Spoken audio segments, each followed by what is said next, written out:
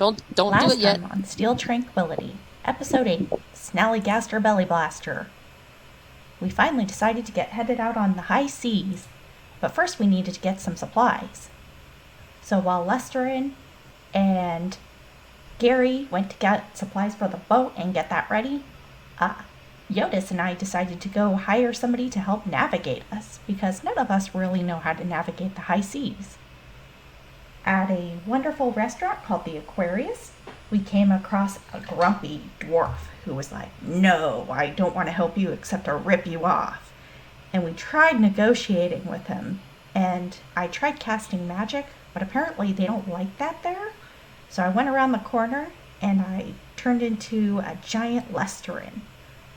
When I got back though, Jyotis had already taken the time to go hire another person named Echo.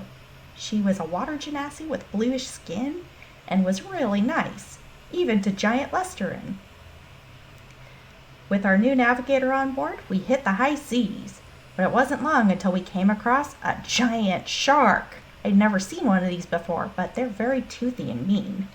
It's alright, we managed to get away.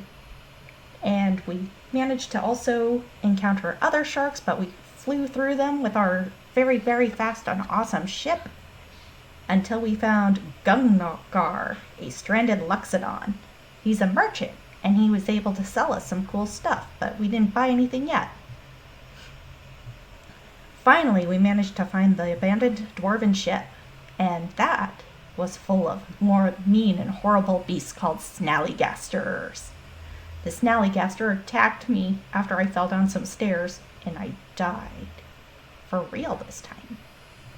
But it's okay. Fortunately, Gungar was very skilled in healing magic. He had a diamond on him and he used some magic powers to bring me back to life. I'm not quite sure how it worked, but I was happy for the hugs. Afterwards, we stopped all the Snallygasters and freed the dwarfs.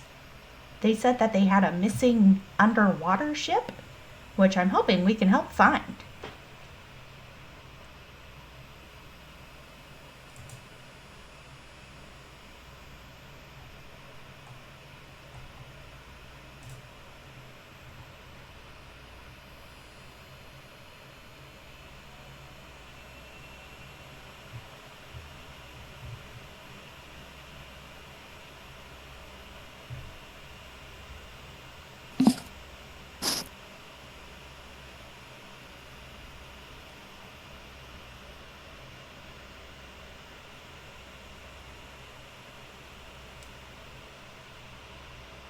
I don't know why the MP4 wouldn't work for you, Mikey, but it was posted. I don't know why the MP4 wouldn't work for you, Mikey.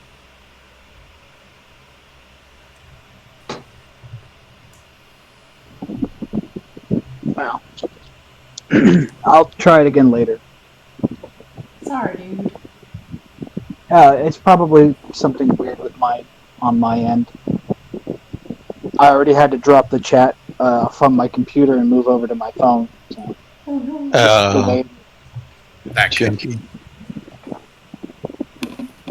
Because when Bob was talking about his death save thing, it kept cutting out really bad.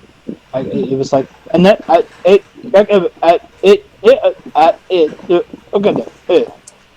Damn it. That's just how Bob talks. That must be what I was saying.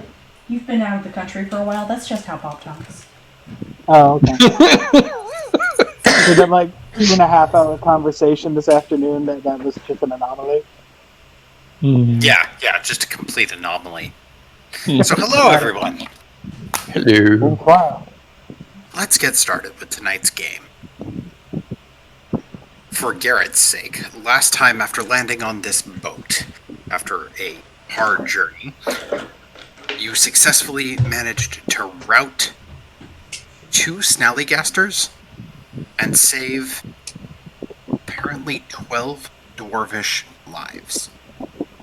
We ended last game with you escorting the dwarves who were unconscious to Gungar to be healed so that they could be brought back to consciousness and so that the boat could begin to recover. We begin tonight on the top deck. It is approximately 9 bells in the evening. Gungar has just finished a prayer of healing in an attempt to revive the consciousness of those all around, and has made sure that everyone at least is up and about again. You notice that the dwarves, now starting to recover, are looking around each other to see who the leader should actually be. And Lestrin, you would clue in on this immediately. The dwarves are very structured. They tend to have a chain of command. Gotcha. And conversations begin in Dwarvish between 3 to 4 individuals at a time, discussing. They talk in hushed voices. Would anyone like to do it? Listen? Of course you can. Do you speak Dwarvish? No, but I'm gonna anyways. Okay. How much do you lean in? This close. I like to whisper too. 4 dwarves turn to you and in Dwarvish start speaking, and then one of them shakes their head and just in common goes, "Hey, sorry, ma'am, we're figuring out who's in charge around here. So, yeah, thanks for helping." Well, I think that's Gary and Lestrin and Jyotis. Okay, but They're the adults. Yeah, they're probably in charge of you, ma'am.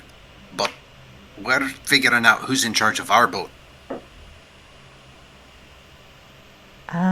Which one of you is tallest? No. No. I'm gonna step up. Just, Lolly, this is their ship. They need to decide who's in charge. Oh. And we are gonna try and see if we can't figure out how to find that submarine. Well, I think we need to go search the ship some more yet, too, for more survivors if there are any left. I don't know if did we finish that or no? You guys did look for survivors. There are still a few rooms you haven't been to.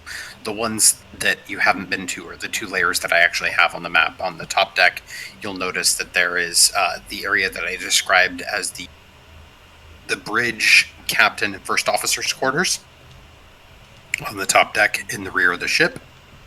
And then below that is the armory on the 2nd level, on the mid-level of the ship. And then there was also a closet in the food area, which is the first door to the right on the mid-deck. Ew, is the food area the one that smells like beer right now?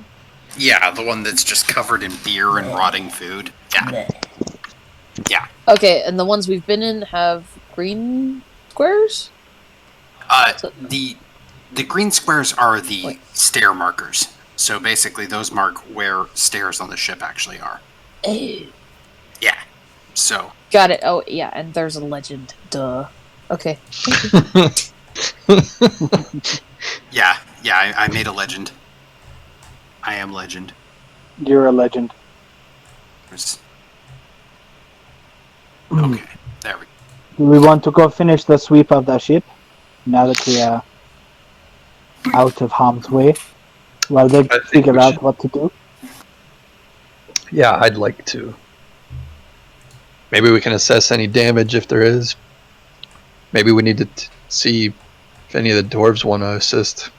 I was going to say, Lester, and check and see if any of the engineers are capable of coming with us. Okay, I'll ask them. Okay. After asking around, kind of walk up to a little group and just like, hey, any of you an engineer or any of you previously in charge? And one of them, young-looking dwarf, has clearly the start of a beard. It's got its first 2 braids done, but it's thick black hair, shaved head, but you can tell he's got no diving experience yet, because normally the divers get like cool tattoos or just something to signify what and who they are on their uniform, and he doesn't have any insignias specializing himself. And he introduces himself. I'm Golemir Lesterin. Nice to meet you. I believe the rest of the dwarves have decided that I may be ranking officer. I was in charge of the Port Ballista squad, so not much of a help, but in the meantime, most of these men and women up here are just crew. I would suggest, if you don't mind my suggestion, if you let us search the bridge and captain's quarters and first officer's quarters, if you and your party can go search the lower deck, I would be much appreciated of that. Okay. And do let us know if you find any. Of course. Did you want a couple of our dwarves to come with you? That would be appreciated. Alright. And he turns and... Gildrum! Farkel! Come here. And the two of them walk up. These are two deck scrubbies, but they know the decks pretty well. They know where to look to see if any of the people are hopefully hiding out.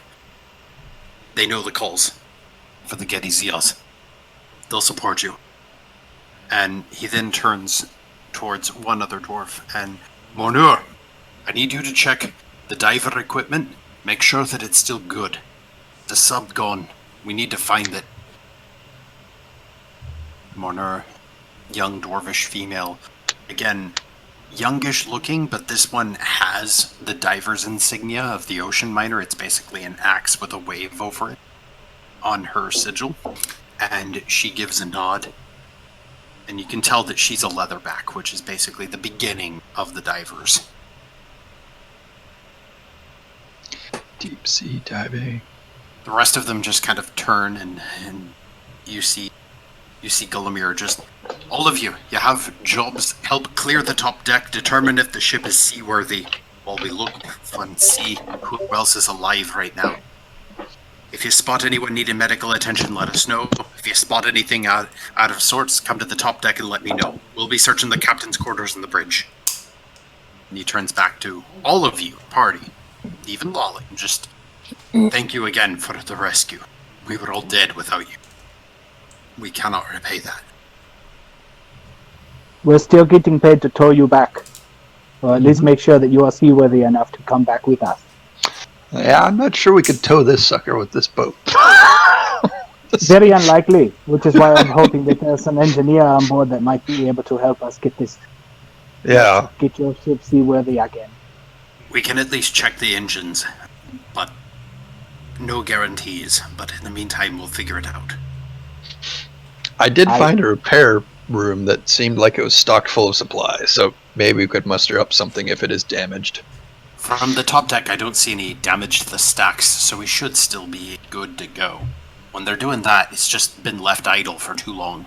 Should be able to reignite it and get the boat moving. And tow it over to Somerbella? Looks at you for a second and just... What's up, sir? We're going to Summerheart, aren't we? We were originally sailing towards Trinisbad, but if it's as bad as some of the other dwarves have said, there's no way we're making it to Trinisbad. We should head back to Summerheart. Well, there's a typhoon coming as well. Yeah, We there's only a big have- storm. We have His eyes widen even more. We've got like a day and a half to get back. We have like 48 hours, I think. Then we need to hit the Steel Tranquility as soon as possible. But we need to find that sub if we can. Yes. Does the sub get tethered to the main boat by chance? Traditionally, there's a set of cranes, and he points to the ones that Garret and Jyotis used ropes of to jump down onto the Lucky 7. And Those the slightly damaged ones that are partially missing. that's where the submersible's supposed to be. The other sites are longboat for, going ashore. So I'm hoping the sub's nearby, but we need to see if we have diving equipment ready, and maybe we can go looking for it. But now we're on a timetable. And he turns back and he starts in Dwarvish to the other dwarves, just giving out command after command. And Lester, and you hear him just, Most of you, come with me to the captain's quarters. 3 of you, go check the engines down below. See if you see anything odd. And he kind of runs through names. Kramdor, Kramheim. Check the cargo hold. Make sure the cargo's secure and that we don't have any more of those fucking things. Alright? Beyond that, after giving the commands, everyone, break, report to your jobs. Come see me if you have questions. And with that, they all spread and scatter.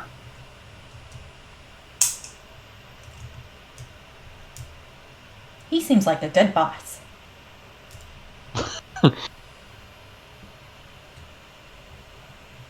Well, are we going to go investigate?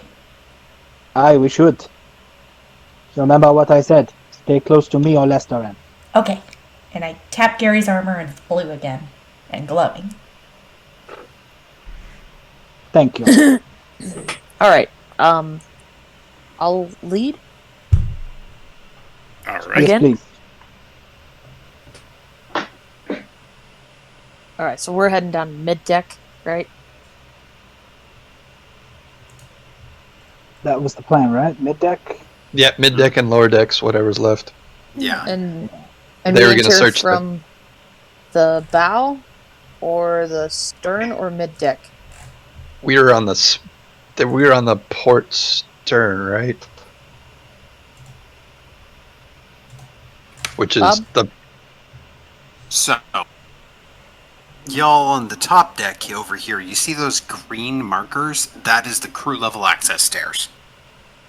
right. So- Yeah, but I'm saying our boat was parked on the port stern, port stern, back left of the boat, correct? It was parked more towards the front left, actually, because Oh, that's in front bow. of the paddle wheels. Yeah. Yeah, Okay. by the ladder that can climb up. So, Port sorry, bow. Port that's bow. not exactly marked on the map. It is a lo-fi map, so No worries, man.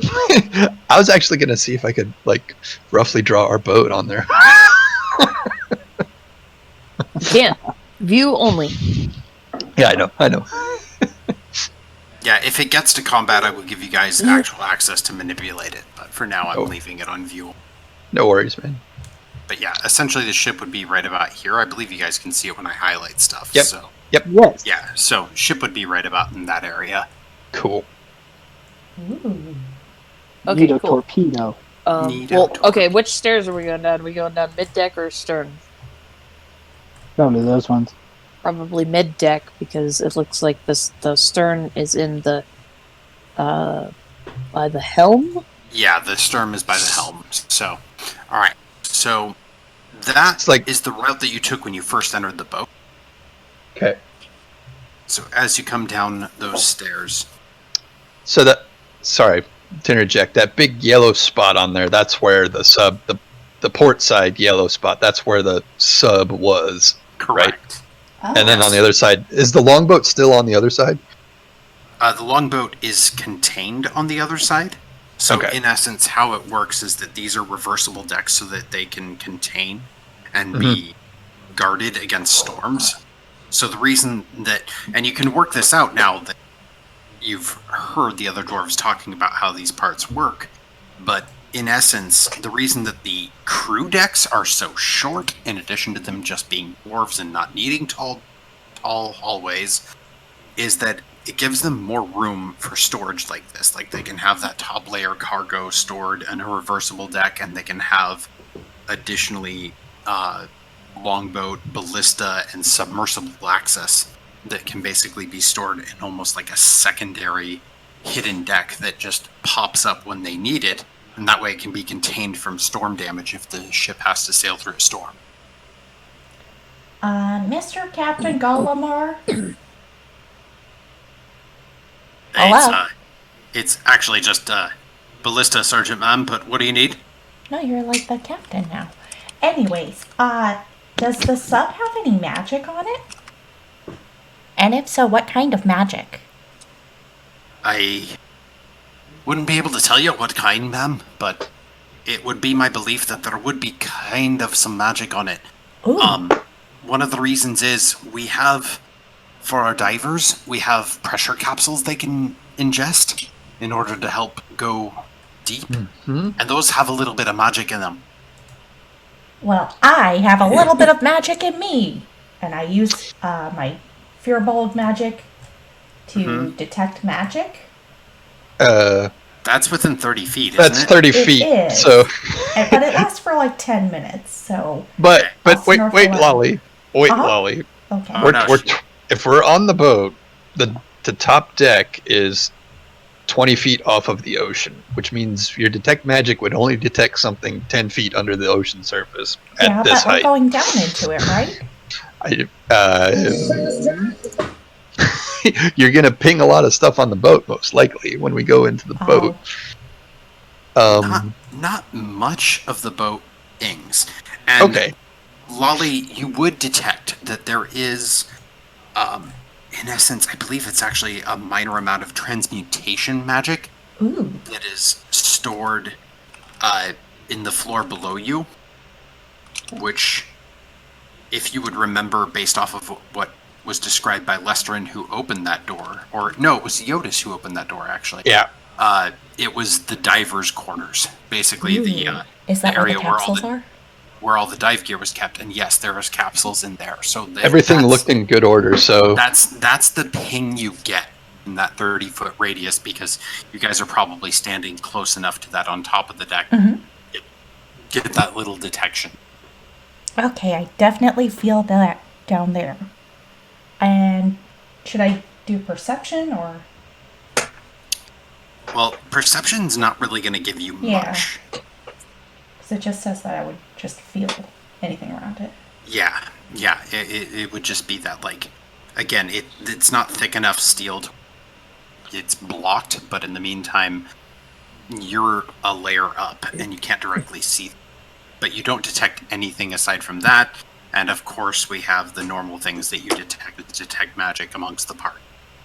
Okay, can I... Also, Gungar glows like a Christmas tree. Haha, he's shiny. Anyways.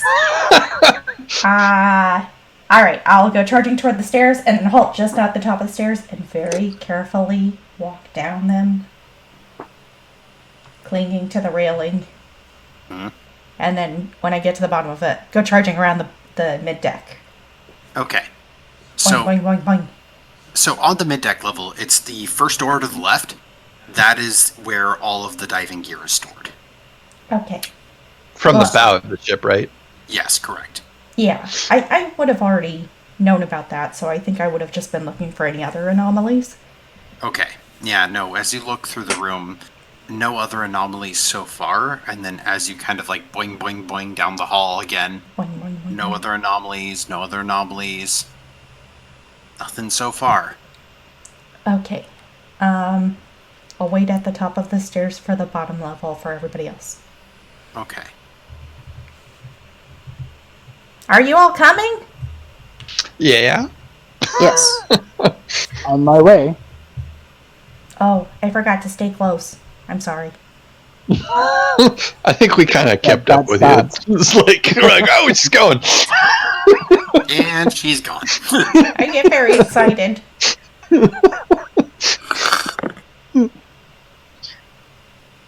Lolly's big bad evil. Patience. For this final boss, you must wait quietly for 5 minutes. No! Torture. I win again.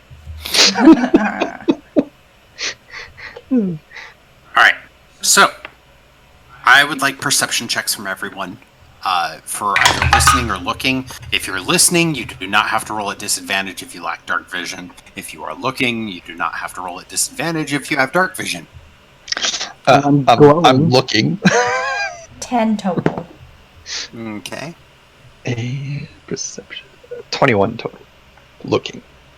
Alright, 11. 16. okay. And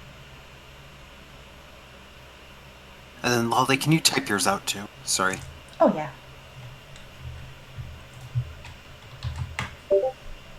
Okay. So, ironically, even though Garret and Lolly both try to play to their senses and just listen, it actually winds up being Lestrin and Jyotis that notice a tapping noise, like a ting ting ting ting ting ting ting ting ting ting, and it's slowly trying to spell out SOS but missing it. It's coming from what sounds like could be the cafeteria area, which is to the right, the first door to the right. Mm.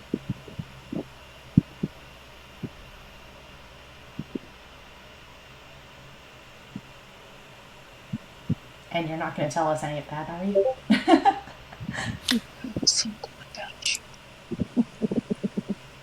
Well, I'm going to tell you that there's a tinging noise, but other than that, I don't have to say a thing. I'm sorry, which door was it? And is it still First in the door deck? to the right. First to the right on the mid-deck, yes. Oh, okay. Oh, I'm In the bow check of the it out. ship. Like right here. Right. Oh, you can't see that. Or the starboard side. Here. This room right here.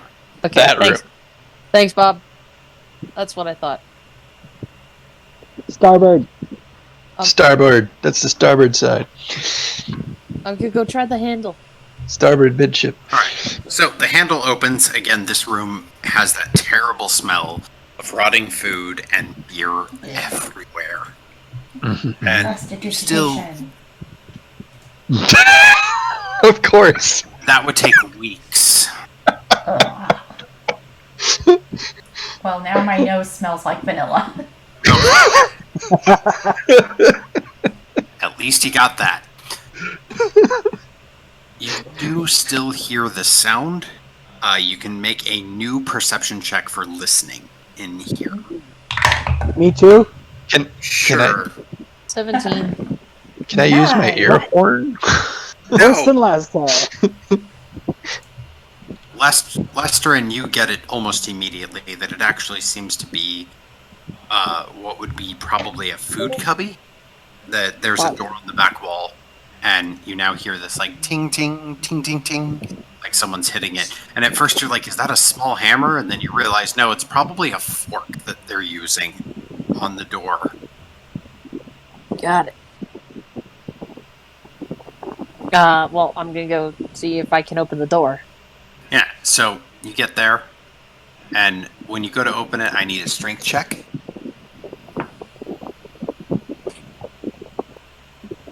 20, not natural.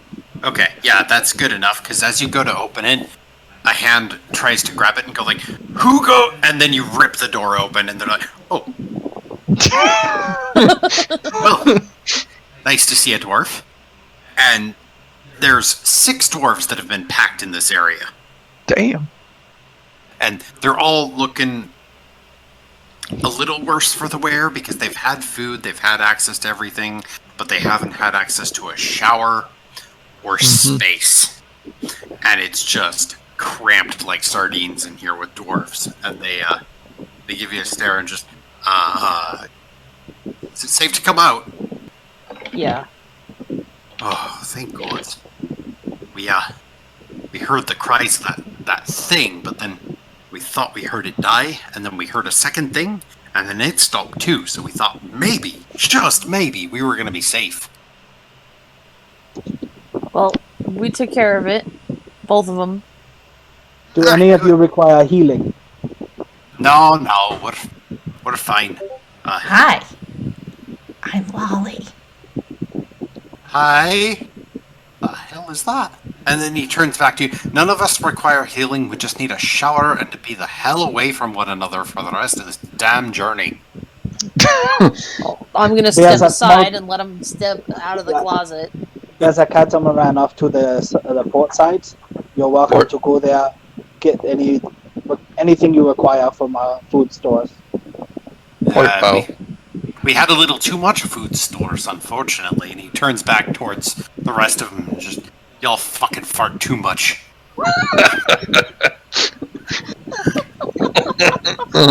And all of them just walk out with the shame of, like, the smell that they are trailing with them. Lolly smells vanilla, but the rest of you, your noses are just, you've smelled death. and somehow this is a new flavor. Dude.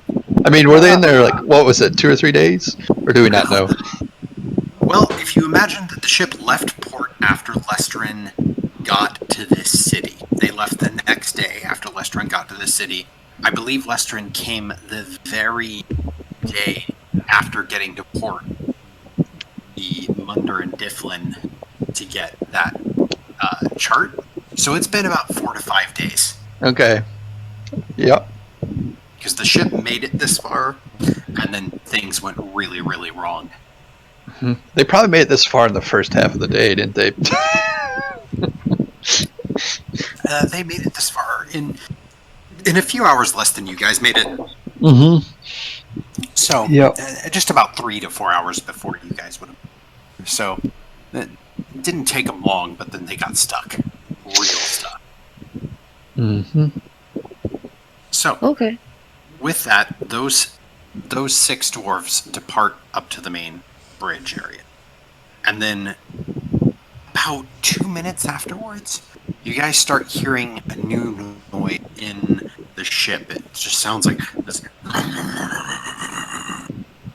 And Lestrin, you know this because you've been on this ship before. That's them restabilizing the engine, and they seem to have been able to get it working again. Like Gillimar said, it was probably just idling for too long, and they just needed to get it restarted. I still hide behind Gary. Sure. Sounds like a monster. It's okay, Lolly. It's machinery. I don't like Okay. Let's finish checking the ship. Since they got the engines rolling, I'm sure they're going to want to take off soon. Mm-hmm. So, Finish our sweep. do you guys head down to the next deck, or are you just still checking this deck? Because the next deck I don't have doodled out, but I can tell you that you did a thorough job. There was only 4 rooms down there, and they were crew quarters. Well, And I'd want to go down there just to feel if I could get any pings from below the water. Okay, so you would want to go down to the very bottom of the ship then in the cargo hold. Try to do that. Uh-huh. So you would go down 2 decks. Unfortunately, I will tell you right now that you can spend the time doing that. You will not get any. Okay. My guess is the water's rather deep here, so if the sub is down, yeah. Maybe it went away? Maybe it got away before the thingy came? I don't know. Would I Snaggly know master? how if the sub had like enough fuel or energy, whatever, to get all the way back to an island or whatever? So, you guys from this ship during daytime would be able to see they're not mountains, but the hilltops at least of Summerbella. But since it's night, you can't really see out there. Difficult to tell. Those submersibles are normally made for short-range missions. You've never been in one before. But standardly, from descriptions you've heard, they don't go very far without a ship for a reason. They can go down very easily. They can explore for about a day, but they need to come back and refuel after that. So could it make it? Maybe with the tide, but very difficult to tell if it did. Okay.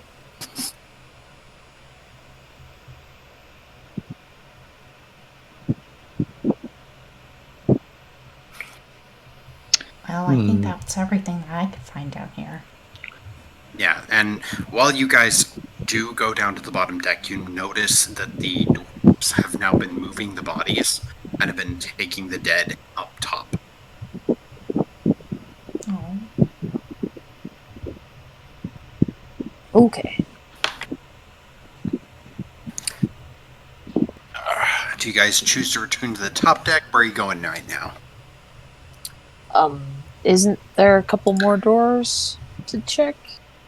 That was actually about it. You guys did a pretty thorough job of everything else. I'll give this to you. You found every living dwarf on that ship. And with Lolly doing her magic ping search down on the bottom, it buys you time to check for everywhere else. Again, you see the horror scenes that Hilda and her neighbor left. And those are actually discovered by the dwarves who are checking for bodies as well. And the bodies of the deceased are not moved from those rooms, unlike the cargo hold. And you do start to hear a few whispers and calls up toward the top deck. Okay. I'll head back up deck, I'll follow Gary. up to top deck. Yeah, I'm gonna go back up as well. How much time do I have left on my detect magic? Let's give you probably about 3 minutes left. Okay, I go bug Gungar. What's that? What's that? Oh no. Poor Gungar. Yeah. Gungar starts making up, like, at first, for the first 3 items, he tells you what they are. And give me 1 second to pull up his character sheet, because you make me do these things. You have a trunk too. Aren't they fun? They are! It's my own musical instrument wherever I go. Wow. Okay. If mine was that long, could I play music? I think so. Oh, I'm gonna try and grow So- mine out. Yeah. Gungar first points to one thing and goes, "This is my alchemy jug." And then to Ooh. another thing, and he goes, "This is my decanter of endless water. Very important for an elephant to have on the high seas." Awesome. And then he points to another thing that is just this little tiny folded crane in his pocket. And he goes, "This is my paper bird. Lets me send messages. Cool. The rest of these are things that I had for sale." And he starts to pull stuff out like, "I was going to try to sell you guys some sending stones.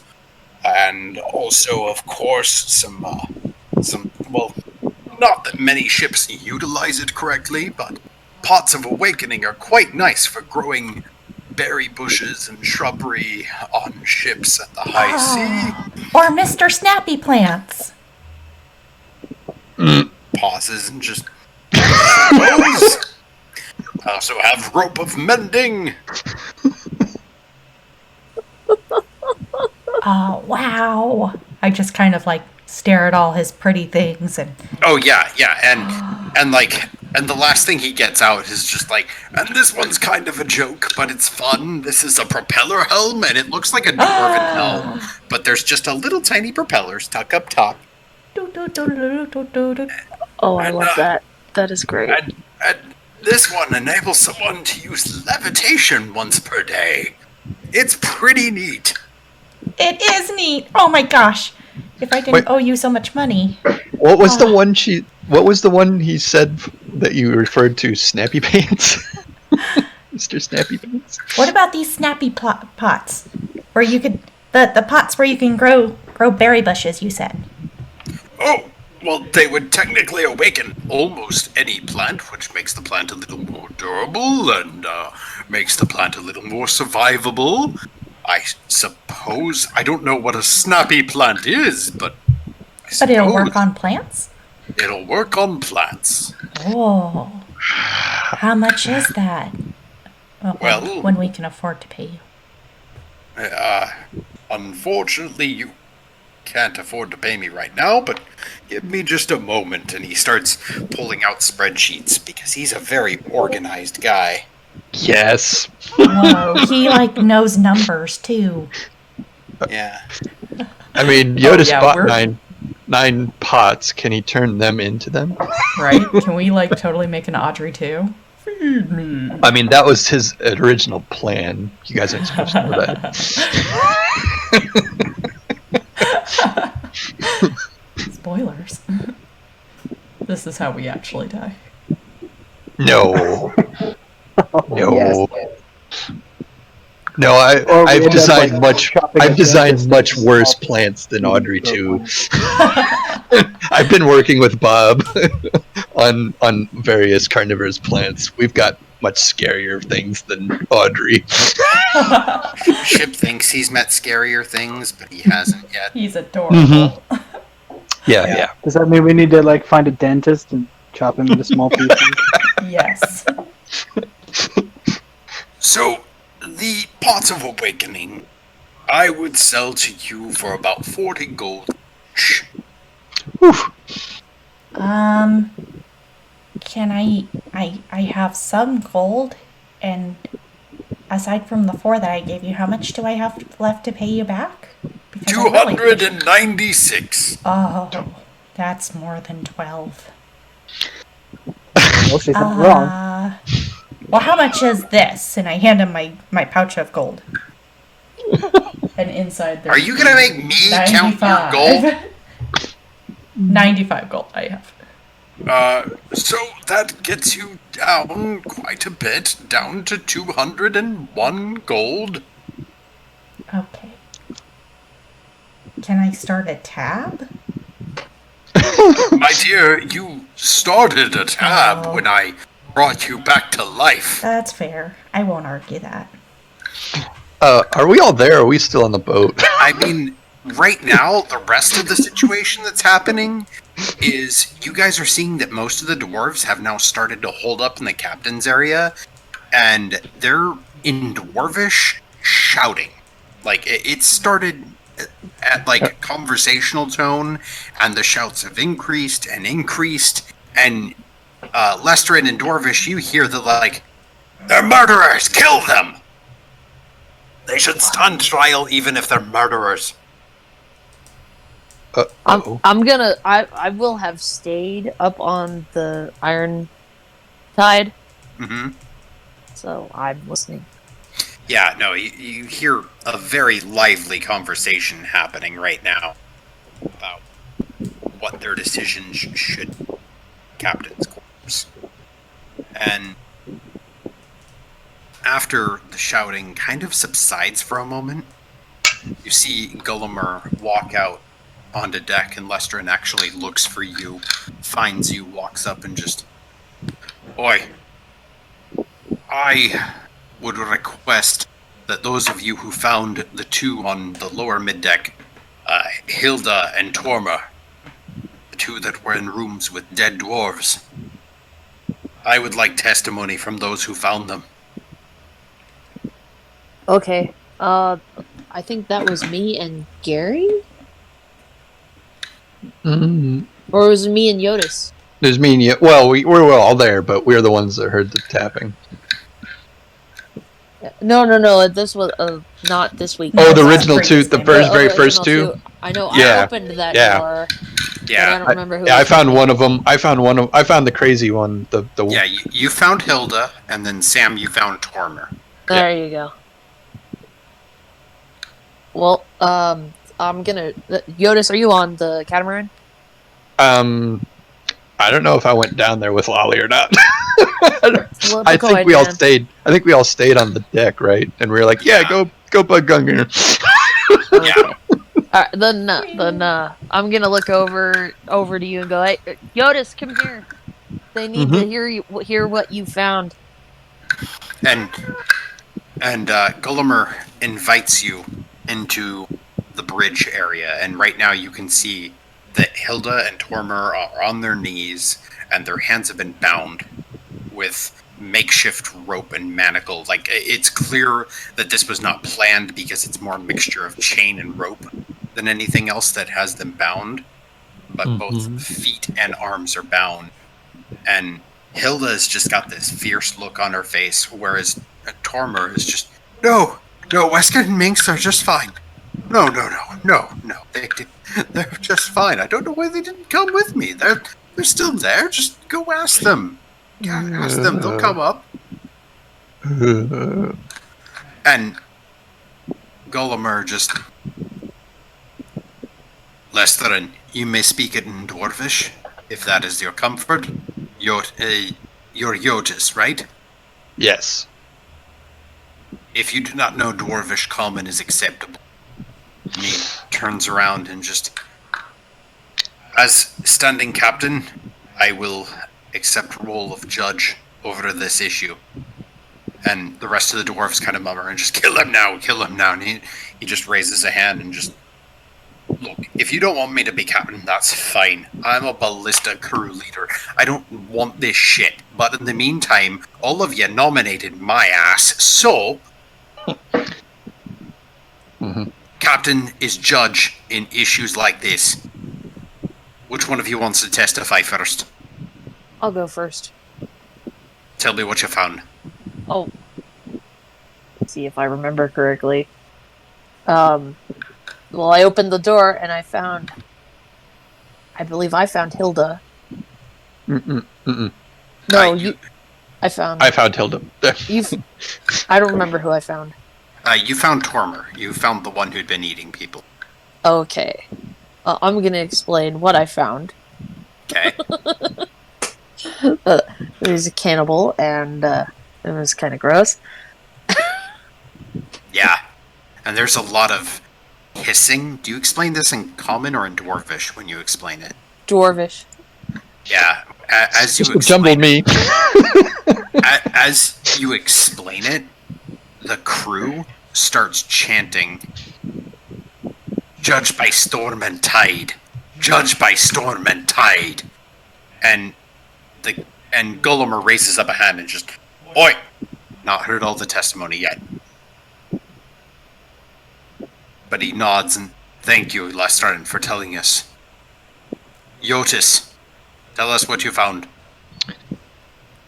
Well, I used my listening horn here, and he, shows him to listen through the door first, and that's when I heard whimpering, and so I tapped on it, and he just relays like exactly what happened and how they found Hilda and that she was in a little bit of a deranged mental state, because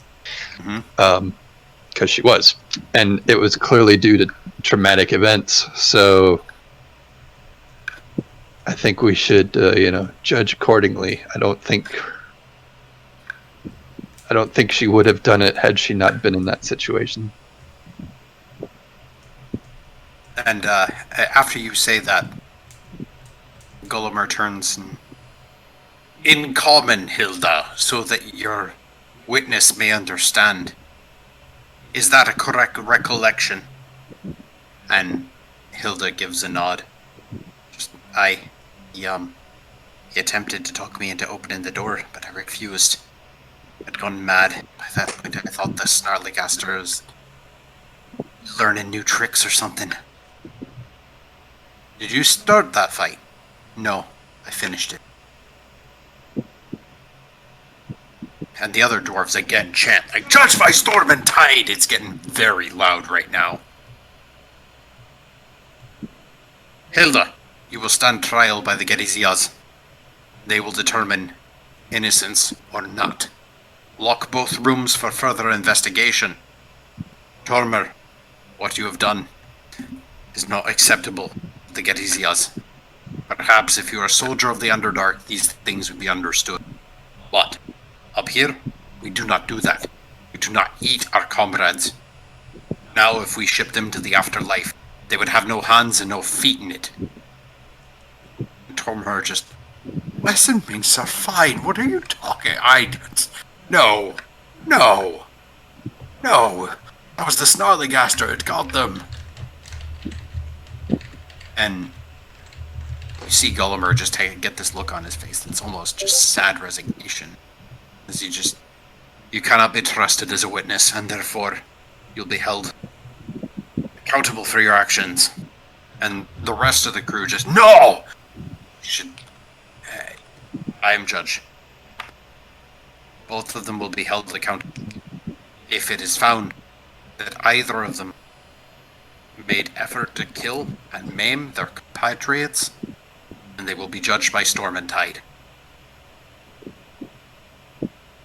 And Gullimer looks and just, "Is that acceptable to both witnesses?" Yes, it is. Yeah. But it's pretty unusual circumstances, I think. That should be accounted for. Aye, circumstances will be accounted for. Insanity is truly a thing, but it still must render judgment. Mm-hmm. kind of see Gullimer just turn and just... Now, our other problem. The entirety of leadership is unaccounted for. Their bodies were not in the cargo hold. Perhaps they were on the sub. That is my thought, and none of us like it. A captain is not supposed to abandon their ship ever. They go down with it if they need to do. Just as all of us expect them to. And all the dwarves give a murmur, and again you start to hear that under their breath of like, judged by storm and tide, and... Stop it! First, we need to find them. How's the diving equipment? And the one who he had sent to investigate it. Sir, I have 3 diving suits ready. They're dwarven size, though. Our compatriots wouldn't fit quite nicely. I don't need a diving suit. I think I'm probably too tall for a diving suit. She looks you over and just...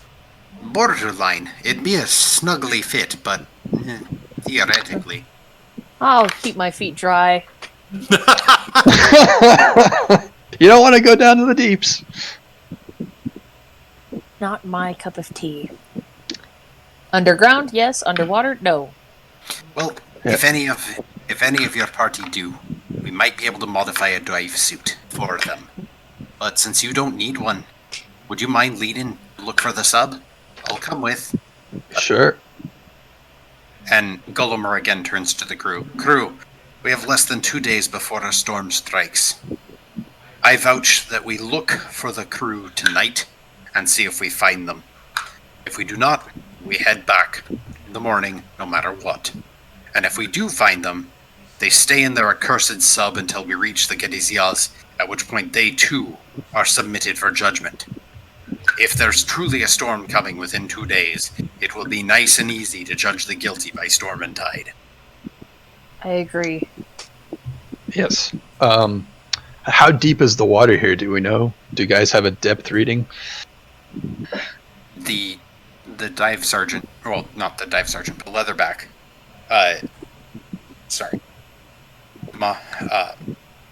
Mavla turns to you and just, I can send out a ping, see how long it takes to get to the bottom. Give me about 10 minutes. Sure. Maybe check with the others and see if they want to go for a dive. I will. Aye. And with that, she departs and goes to get equipment. And Gullimer turns to both of you and just, thank you for coming and giving your testimony. We swear that the Gedizias will repay the debt of the rescue that you have given us today. We're just happy to help. Not a problem. We're just glad that we were able to save as many of you as we did. Aye. Almost half the crew. That's considering what a Snollygaster, let alone 2 of them, can do. How many people can fit on that sub? Comfortably? Probably 4 comfortably, 6 if you squeeze. Okay, so that's not very many. That's all the bridge, or I mean, that'd be all the officers, though, wouldn't it? Aye, that'd be both the dive officers and the bridge officers. Okay. In essence, our captain, our dive sergeant, the submarine driver, the scrubber, the helmsman, and the deckmaster are the people that are missing. Okay. The body that was up here on the buried by the cargo, that was the deckmaster's second in command. But all the main crew are all the officers. It's just not acceptable if they ran. Is the sub able to remain sealed to detain them? They have enough oxygen? Maeve thinks about it for a second and just... Theoretically, dwarves are stout folk in the Underdark because we don't need much oxygen.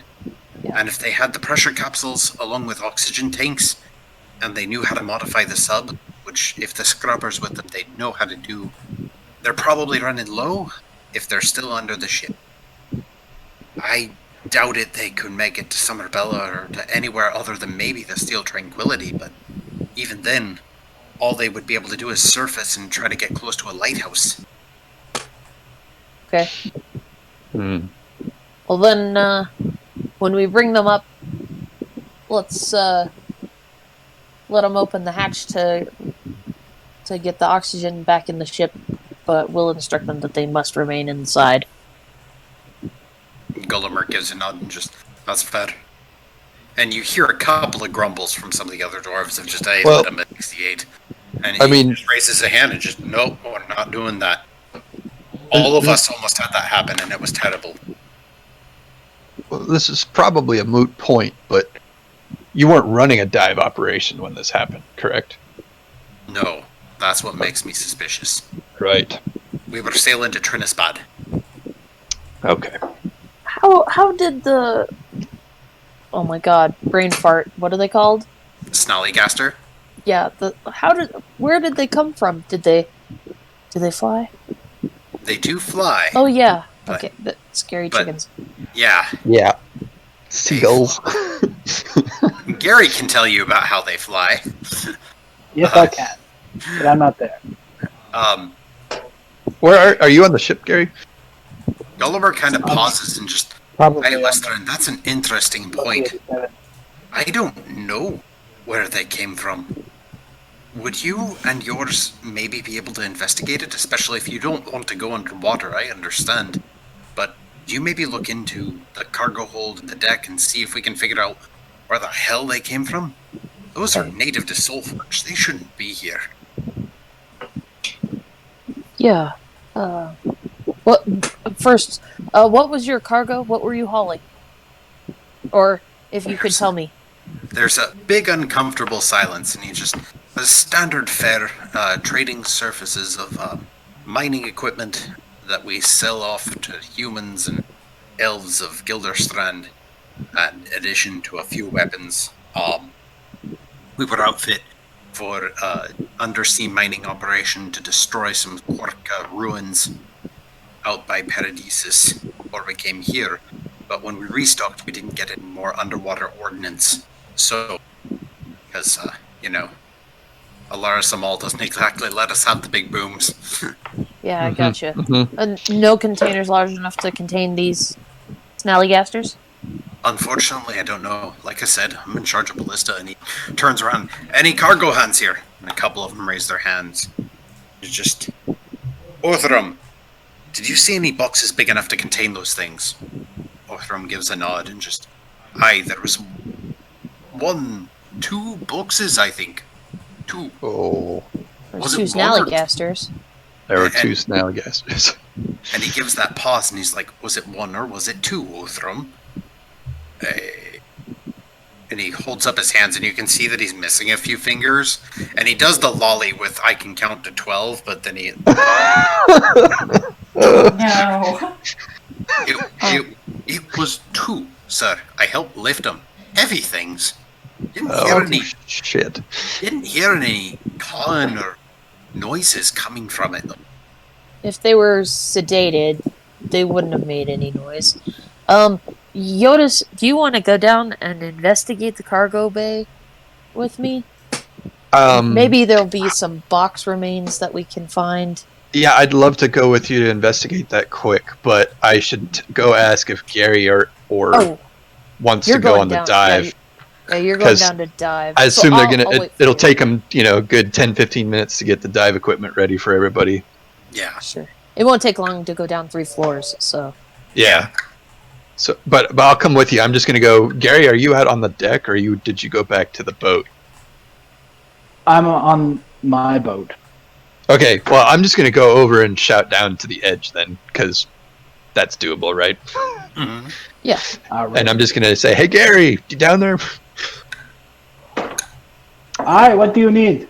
The dwarves are ready to head up a search party for the missing sub, and they were wondering if any of our party wanted to go with. Lester wants to stay here and help investigate the boat. I'm assuming Lolly's too big for them to modify a suit, but they might be able to modify a suit for you if you want to go underwater. That sounds incredibly dangerous. Well, I mean... Yeah, they want me to lead the search party because I don't need a dive suit. If they can make it big enough for me, I will go. All right, you better come up and help them start modifying the gear then. Wait, I can't come? I mean, we can ask them if they can make you, but the only other way that you would be able to go is if you had some form of water breathing. Oh. Upon hearing water breathing, Echo kind of perks up a little bit, walks over and just... Well, Lolly, I only have one of these, and I don't know how your mouth works, but you can try it. Ooh. She holds up a water breather. She just... Look, it sucks to get marooned alone. I don't have to breathe underwater. I'm fine, but, I normally keep one just as an emergency if there's someone I like on a ship. That's a great idea. I should make myself one of those. It works for about an hour. Works for about an hour. Can I go? I mean, what do you guys think? I'm okay with her coming along. I think I will not stop it'll her. keep her out of trouble, ish. I don't know about that. This is, I mean, going below the ocean is You're definitely, as adorable. Gary said, it's incredibly dangerous. This is the big bad ocean.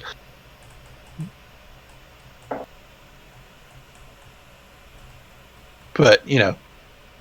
Well, let Lolly go. Yay! Alright. And I hug Echo. Thank you! Alright, You're welcome. Gary, you can bring Lolly up when you're ready to modify your gear. I'm going to go with Lestrin to investigate the hold quick. Okay. Sooner the better. All right, so we're gonna head down, right? Yeah. So, Yeah. hey, Jyotis, on the while we're walking down, I'm gonna tell you, please tell her like the hand signals, in case you have to send her up before you guys are done. Good point.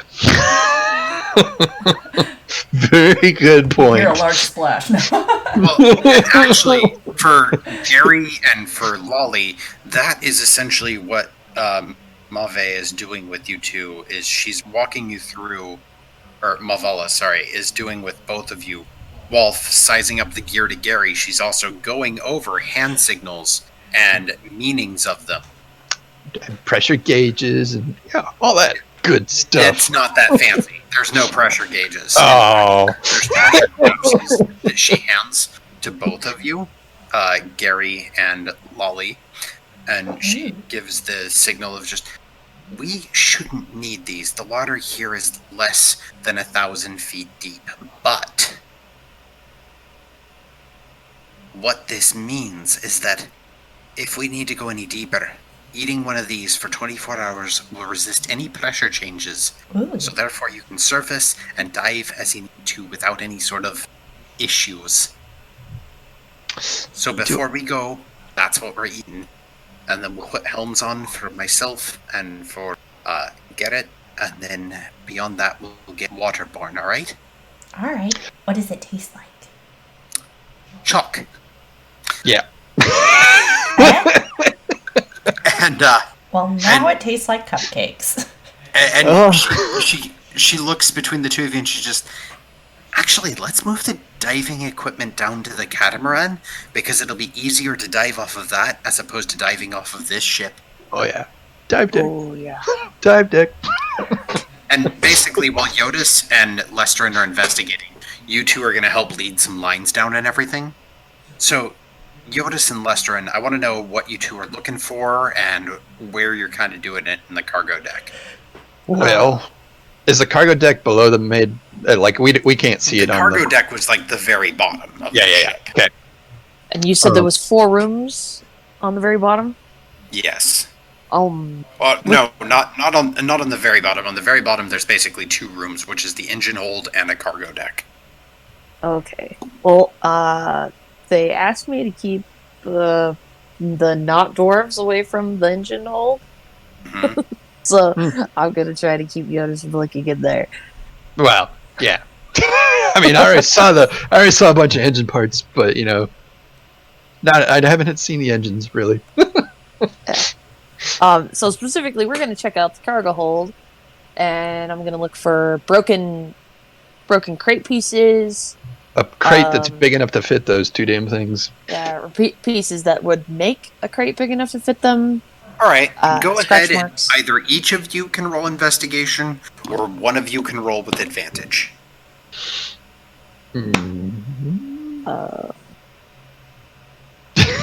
Let's each roll. Sure. I'm fine with that. Ultimate hardcore D&D, making the decision of advantage or each of us. 4. Oh, I'm glad we went separate. Me too. Hold on, I'm bringing up my sheet just to double check my number. Cause, damn. Where the fuck did it go? What's the hand gesture for if you see a really cool looking fish? You Flap point your your eyes hands and then you In look. excitement. Okay, and what if we see that Sorry, flutter Bob. shark again? My number is 18 total. I dropped Alright. my dice. So, Lestrin, you're so concerned about not letting Jyotis see dwarven technology parts that you're kind of distracted from being able to help too much. You're just on the you're more on the standing in between Jyotis and whatever he's looking at to make sure that you're getting in the way of anything important, and that consumes your time. It's just one of those you have no idea what to look for. You're not good at looking for parts here. Jyotis, you do find what appears to be 2 crates that do have a lot of scratch marks, and in addition to the 2 crates that have been busted and broken in multiple places with splinters of wood, you find what looks like a whole bunch of broken speckled material and Broken speckled material? Uh-huh. Like metal or wood or don't really know? Roll a survival check. Survival check. That is... Can you point them out to me so I can do one too? Oh, yeah. Hey, I found something. This looks precarious. Let's see. Where's my survival? 17. Oh, I got a math 13 total. Sorry. Yeah, this time, Lestrin, you're like, what is that? What kind of mineral is that? And it's actually, Jyotis, you're stuck on the mineral tangent as you're staring at this thick object that's pieces and parts of everywhere. And Lestrin, you put it together quite quickly. That was an egg. An egg. Mm-hmm. And with that kind of survival check, you can confirm that there was only one. It did break open, and that also kind of matches up with the size differences in the 2 of them. Mm-hmm. Okay, that makes sense. It was a young one. But with that investigation check, Jyotis, you know there was 2 adults. Wait a minute. Wait a minute. There were 2 adults? We killed 2 adults? You killed 1 adult and 1 child. Oh, shit. Oh, shit. That means... I'm just waiting for Bob to say, roll initiative.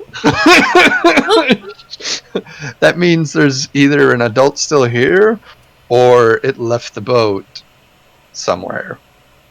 What if it's on the submarine?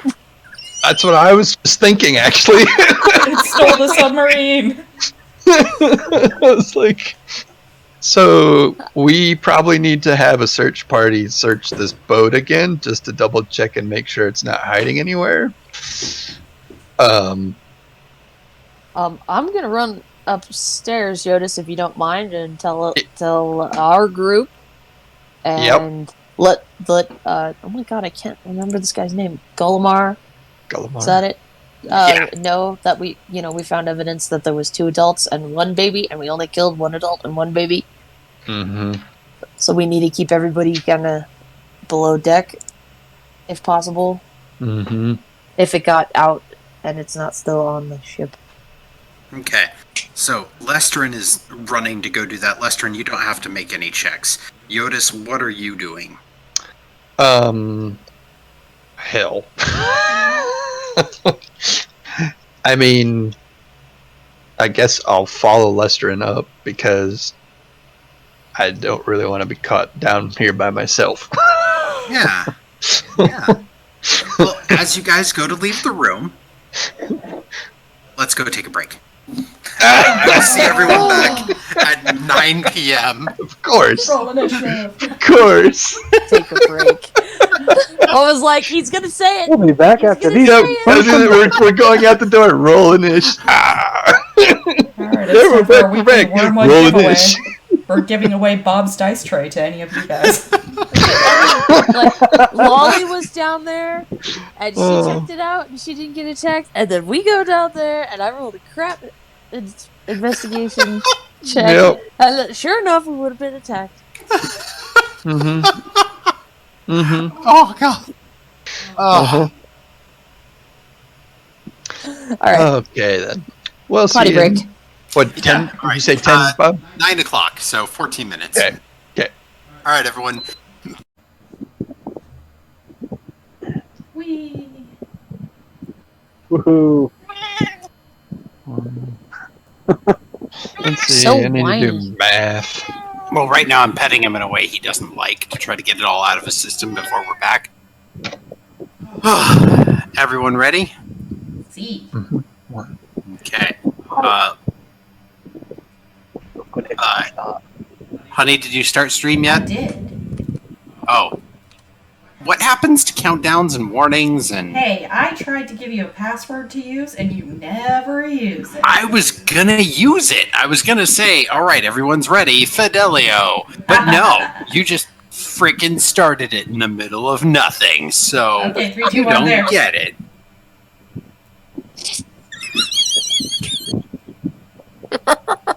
Ready, set, already. Hey, how you like death saves? Oh no. Welcome back Freeze all to motor Steel functions. Tranquily. Freeze all motor functions. Welcome back to Steel Tranquility. We're just giggling our life away. Uh-huh. Yeah, I made tea, so I'm feeling better now. Nice. I had one of the rains that's mango flavored. I haven't had that yet, and it was amazing. I miss mangoes. Bingo. I have sad news to share, just because Bob and I mentioned it. I mentioned this to Bob earlier, but Bill Withers died. Oh, About a no. month ago. What? Okay, Yeah, sorry. ain't no sunshine. Oh, that, Ain't no that guy. sunshine when she's gone. Yeah. No, yeah. Oh, man. He was like 81 years old, so I mean, it's not exactly a massive tragedy, but he died on the 30th of March. Oh, wait a minute. I think I read about this. I did read about that. Yeah, I did read What- about it.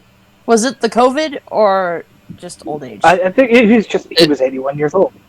It's probably unknown because it was heart complications. So could have been the COVID. Yeah. Probably not. If we had to know tests, we'd know for sure. Mm-hmm. Yeah, wouldn't that be nice? Hey, a All right, goat and a pop can we get back to fantasy that way? Anyway, Anyway, Yeah. reality Yeah, anymore. we are streaming now. We already live in a dystopia. I mean, Can we just put up our blinders now? there's Everyone? our boat. I put our Yay. boat on stuck on the Look at that. It's our boat. mid deck, on the top deck rather. I can put it on the Yeah. mid deck too. No, don't put it on the mid deck because you wouldn't see it. There's no windows in the Stalcon. Oh well, okay. right. All right. So, now that we're back, Lestrin and Jyotis come running up to the top deck. Mm-hmm. Pant. Oh, actually, Jyotis, I would like either an acrobatic or athletics check if you're running. Oh yeah, because the short deck. Uh-huh. Athletics. Oh wait, let me check. Hold on. I can't remember which one's higher. Make good decisions. Yes. Athletics is higher. So that's a 16 total. Oh yeah, you're fine. You keep up pretty easily. You know where to duck. You're starting to get familiar with this ship layout. It's annoying, but you do it. I can make it. Put me in, coach.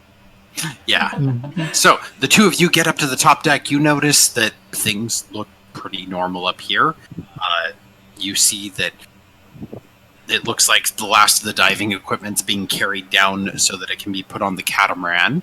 And in the meantime, Golomar is walking around, observing things, checking up, and making sure that the ship is properly anchored. Also in Dwarvish, speaking to a couple of his underlings and making sure that the engines are going to be good and that they have enough fuel to get back. And he seems to be getting a positive affirmation. When he sees you two come running up panting, he just gives the turn and just, something wrong. Yeah. There was another... Wait. We investigated, and you did receive 2 crates. One must have contained an egg, and one of them contained... there was 2 adult crates, and one of them must have contained an extra egg. And we only killed 1 adult and 1 baby. And so there's another adult somewhere around, and I'm going to try to say it hushed, but I'm a dwarf. Yeah. So your indoor voice is still everyone else's outdoor voice, but those good old stout lungs. But after you say it, do you say it in common or in dwarvish? Common. Okay.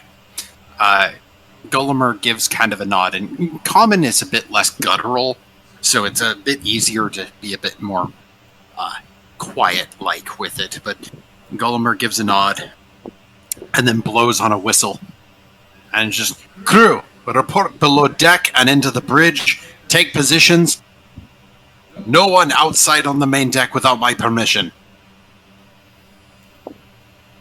And you see the others kind of look odd, and he's like, I didn't ask you why or how you feel about it, get to it, get! And the 5 who were out there do wind up scattering, and he's just, I'll have myself and those who I can trust to stay sane check any of the holds for the longship as well as the ballistas and maybe the alternate up top cargo hold, but you be careful. It explains why there was a dead body up on deck, because if there was 2 inside, maybe 1 was outside? Possibly. Did it fly away? I don't know. Perhaps it went down with the sub, too. Gods, let's hope they frickin' at least crushed it. That'd at least justify why they were all in the sub. Mm-hmm. Doubt it, though. Okay. So, are we still planning on doing the dive while you guys search the ship? We're running out of time, food, supplies, and fuel. I'd suggest you do the dive. Okay. See if you find anything. I don't know how much tolerance you have towards exhaustion, but I know that my people are getting pretty tired. I'm going to need to start running them in shifts soon. Probably by about new day. I have slight tolerance to it, but I'm not a robot. Well, that makes all of us. With that, he kind of turns around and just... Lestrin, if you want to stay on the ship, can I have you check the cargo hold one last time for any evidence? See if you find anything. Yes, I'll check again to see what else I can find. Would you please send down a couple people with me? Aye, I'll send a couple of men with crossbows. Well, men and women, you know Folk. what I mean. Folk. Couple folk. Yeah, couple folk. I'm not used to being a fucking captain. And that, I understand. I was never a leader. with that, he gives a nod and just, also, would you mind terribly, since our ship is probably a little faster than yours, when we're heading back, can we borrow your navigator? I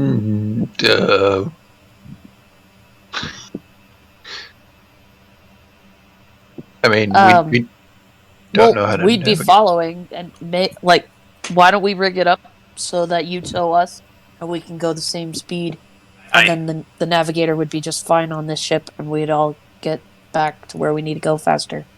Aye, that's agreeable. Sure. He gives a nod. We'll line up tow cables and rope. That way we can help each other out. Once we're back in the Steel Tranquility, everything's done, but without a navigator, it's too easy to get lost out here, and none of this crew is trained to do it.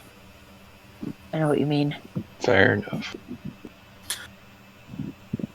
He gives a nod and just, alright.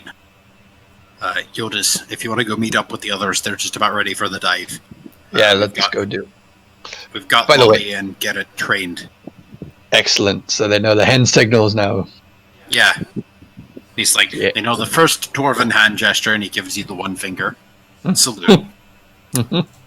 And then they know the rest too, but, standard fare. All right. This is actually out of character, DM. Since I breathe water, I'm still susceptible to pressure tolerance things, Only right? extreme pressure Okay. tolerance. So water breathing normally takes care of.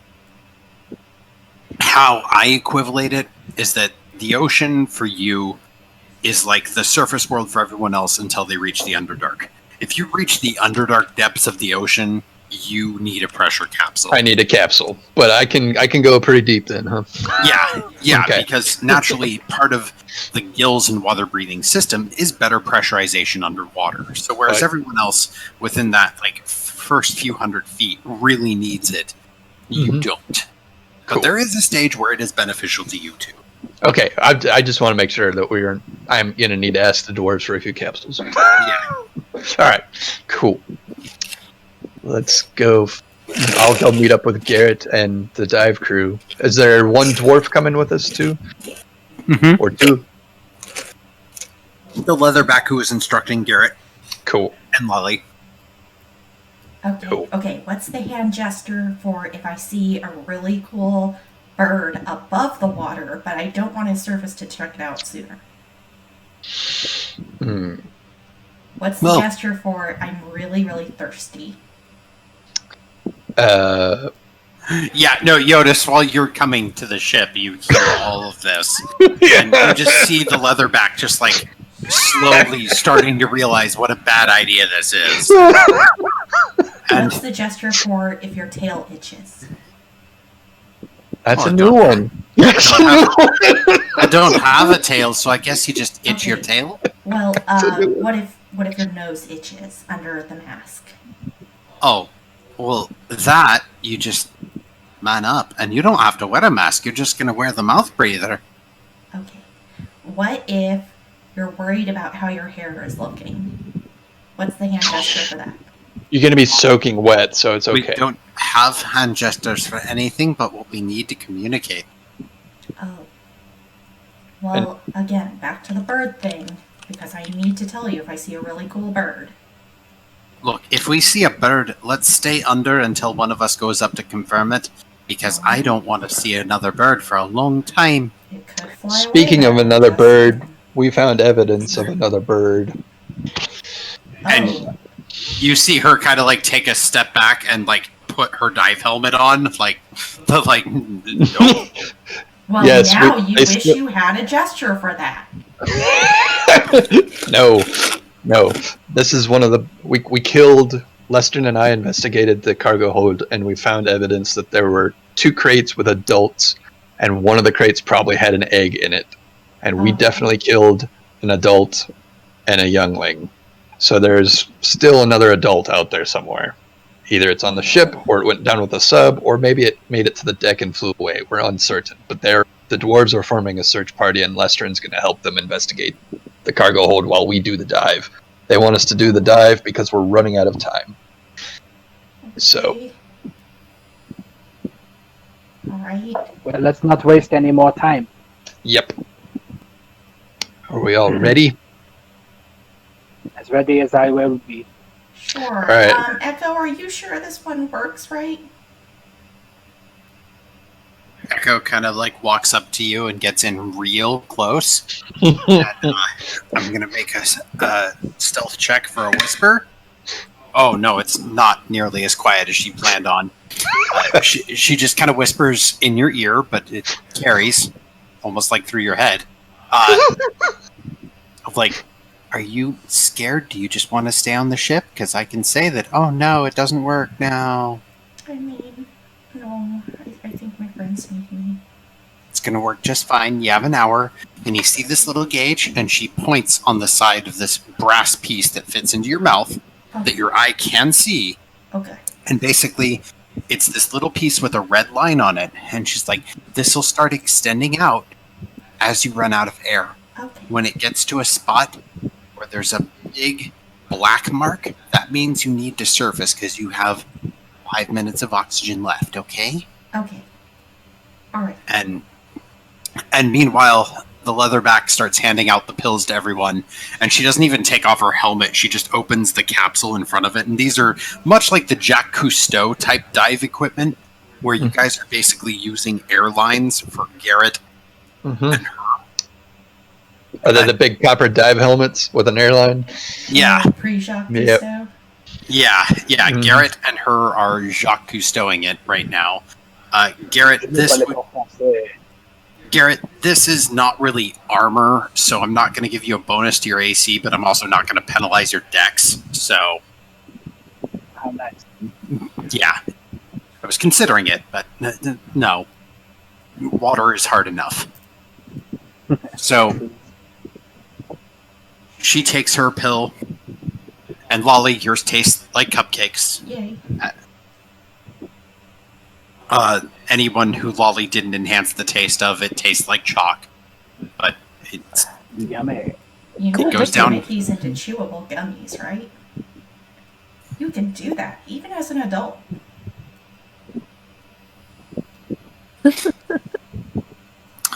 alright. So, Don't you know, With Lolly, that- that don't like horrible tasting things. Oh, so Look at with all the that- drinks that we drink. what? with that, your dwarven companion starts to signal to whoever wants to step up first in the dive gear, which is only Garret and her. So she's kind of I'll go signaling to first. Garret. And Garret, she helps you into the water. I do want a strength check to climb into the water and do it efficiently while wearing all this gear. Strength or athletics? Strength, Goody. because you're on land, until you hit water. 5. It is difficult. You like the weight of this helm, in addition to the airline that you have, it keeps getting tangled up. You wind up kind of falling on your ass a couple of times. She does eventually get you into the water, but it is the opposite of graceful. And As long as you're in. right, once you get into the water, it starts to be nice, and she gives you the signal to hold on to the edge of the dive deck with your hands, and then she lowers herself down in too, and then gives a wave towards Jyotis and Lolly. And Jyotis prepares himself accordingly. He takes his shirt off, and, but leaves his armor on, Cannonball! and extends Lolly, his I'd fin. like an acrobatics check for your cannonball. Woohoo! Oh, it's still spinning. Whoa. Okay, it finally stopped. No disadvantage or anything? Acrobatics? Yeah, just an acrobatics check. 11. Yeah, that's good enough. It's at least way more graceful than Gary. I mean, he's never been in dive suits. So you gotta give Right, him no, credit. you kangaroo hop over everyone without colliding into anyone and splash into the water in a giant splash. Yay! And Right. one of the things that Mave had handed out to everyone is those little red lights that they had in the ship that would glow red and give that little bit of light so that Lolly can still see. She has given Lolly one of those. So Lolly, you have basically the equivalent of the light spell. Yay! Cool. I cast light on the thingy. Oh. What color is it now? Red. Gee. Wait, it was red. You know Wasn't it how red? the Kyber crystals, when they bleed originally with Sith energy, turn not just red but really red? It goes from just red into this deep cherry light color that just it's beautiful, but also really eerie. Double magic light. All right. So, this is a team skill check. I would like the 4 of you. Oh, Jyotis, how do you hop into the water? Do you do a cannonball as well, or something that? Oh no, I'm actually gonna dive gracefully if I can. Roll an acrobatics check. Yay! Hey, that's a 19 total. Mm-hmm. Yeah. You don't even make a splash. That's how smooth you hit the water. So, do I need one of the light things anyway? Just you don't. Gary and Lolly did though, because Okay. they don't have dark vision. fair enough. So Gary, yours is kind of attached to your suit. That way, it's like a direct forward lamp. Lolly, you Because my have been. normal human eyes. Yeah, Lolly, you have been kind of given yours to hold because Yeah. the way they figure it is that since you have a mouth breather, it's probably just easier for you to shine it in a direction you need. I wave it around. Uh huh.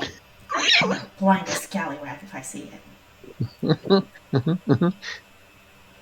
I whip my All life right. back into bed. Uh huh.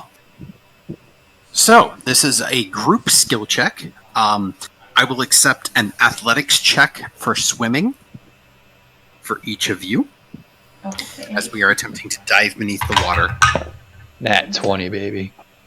Oh. 9 total. Mm-hmm. Athletics, you said? Mm-hmm. It wobbled 8. on a 1. Oh.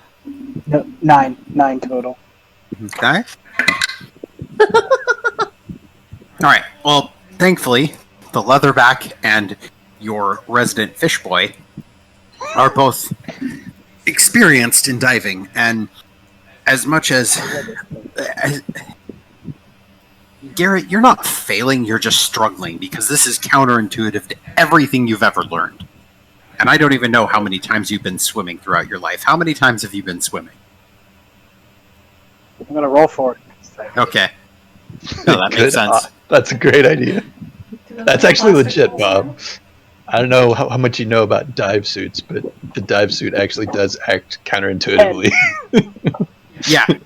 So, yeah, so all the other times that you've been swimming have been nice and easy because of your grace and dexterity.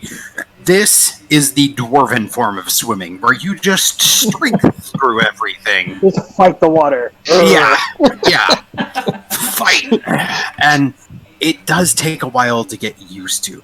Lolly, for you, it's the absolute hardest because every time you think you've got it with this little paddle, your tail kind of does the wrong thing and sends you in a different direction.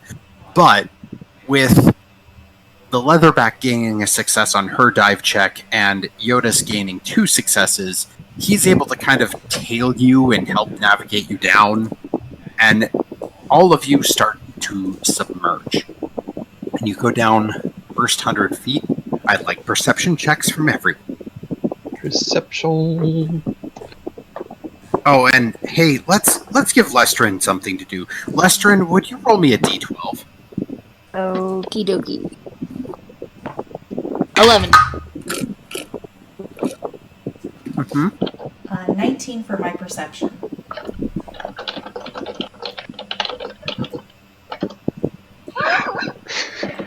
Yeah! There you go. I'm helping them swim while they look. Uh-huh. Yeah, you're so busy trying to help them. It's just like how Lestrin was trying to stop you from looking at stuff. You are so busy on Lolly Patrol that you have no time for looking. You're just, okay. Every time you think you got her on course, she's suddenly shooting off into the left. Diagonal up. Diagonal down. It's just one of those, oh my god. Garret, you managed to focus quite nicely. And while Lolly, you're able to kind of look around and see occasionally that there are fish that go by. Garret, you get a sense and semblance as you see what looks like some very large fish. And these fish are not shark size, but they're approximately about the length of your arm. Nice and thick and corded. And as they swim by, they open their mouths and show some razor-sharp teeth. They haven't attacked, but they're definitely in the area with all of you. And you count off 2, 3, 4, 6. And they're just kind of circling around, Oh my. checking all of you, see what you're doing, and see, are they food? Maybe. And I'm going to signal and draw attention to them, yeah, just so the others can look and watch and make And- sure that. Did you The say light- 6 sharks? it's not sharks, they're fish. Oh, fish. Fish. They're approximately the equivalent of barracuda. Gotcha. Ah, the big. Dun, dun, dun, dun, dun, Dun, dun, dun, dun. dun, dun, dun, dun, dun. You thought sharks were the only thing in the ocean? Oh no, I've actually swam next to a barracuda. Like a Yeah. 5-foot long barracuda. Yeah, these ones aren't quite that long. Like I said, they're less than a yard each, but they are definitely present, and they're kind of investigating. They're staying away because of the light, though, because Garret noticed them early. Every time one kind of gets close, he shines his light at it. Mhm. And after another 100 feet, they kind of depart because they don't want to keep following you down. I would like a new set of perception checks. Lester, and roll me a d12 again. 7.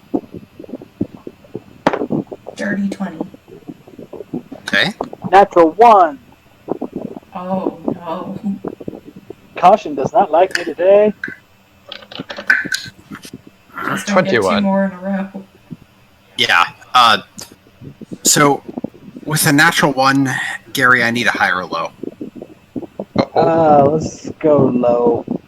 Good, you called it correctly. You get, basically, for a moment, a water leak inside your helmet. Oh, And shit. it starts to be a little bit overwhelming, and then Mave swims over towards you because she sees you start messing with the helmet and giving the signal that something's wrong. She swims over and shows you where to correct it and helps you correct it so you're okay.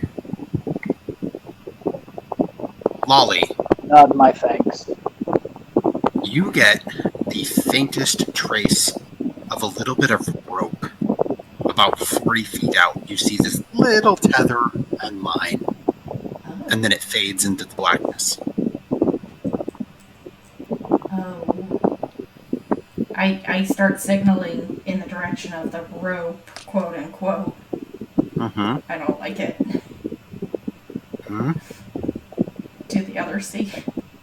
Or The think others it's scary? would, with your hand signals, the others would see it once you give the signal. Okay. And then I kind of like wave my hands around frantically like a tentacle. Mm-hmm. I don't like it. Underwater, no one can hear you scream. Actually, you can. I mean, I know, you hear low frequencies quite well, but Lolly screams at a high frequency. Alright, so, are you guys going to continue proceeding? What's going on? I guess. Lolly gives that signal. Looks like there was a rope. Why is this on me? But okay. I mean, Yeah, I'll start. let's swimming go toward it, investigate. but I'm Probably gonna, like, wave the investigate that. flashlight. Yeah. Alright, so, as everyone Flashlight. continues going down, down, down, I would like a new set of perception checks.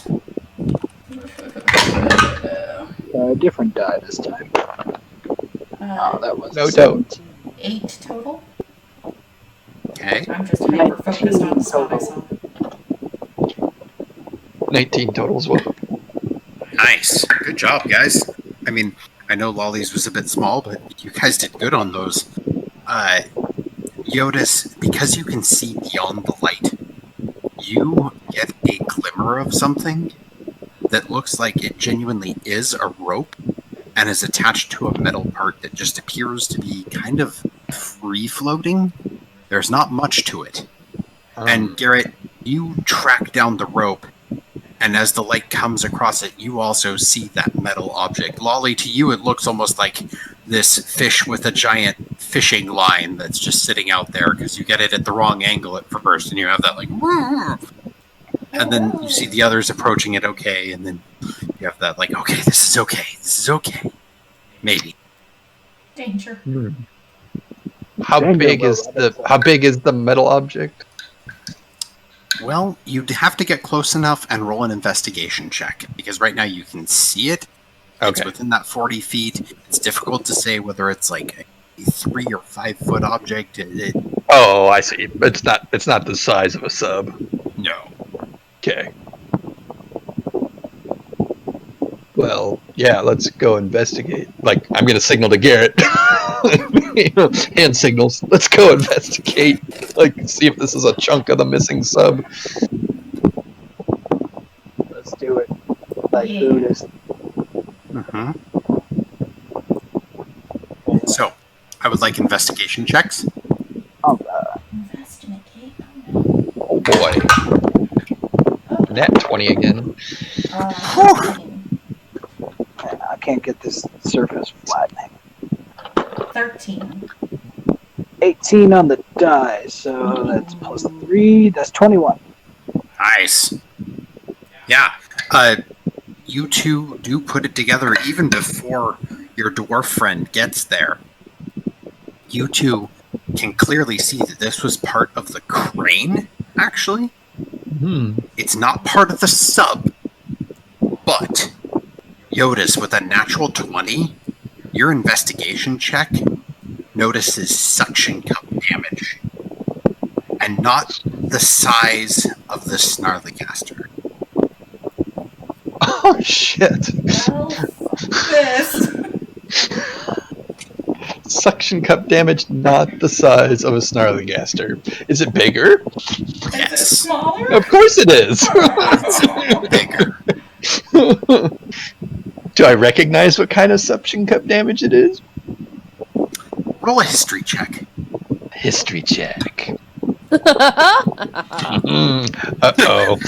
Let's see. History. Oh dear, that's a 22 total. It's not the size of a kraken.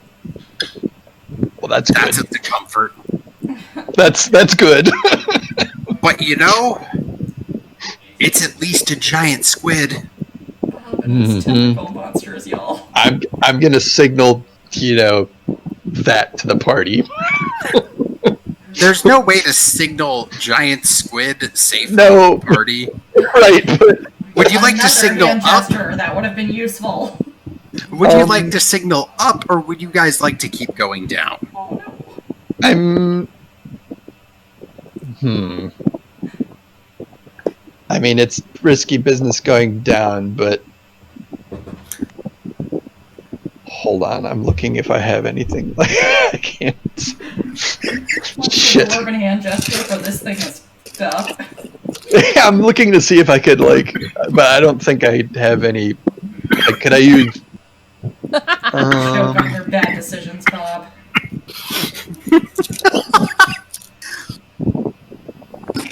I am removing all hentai from your computer.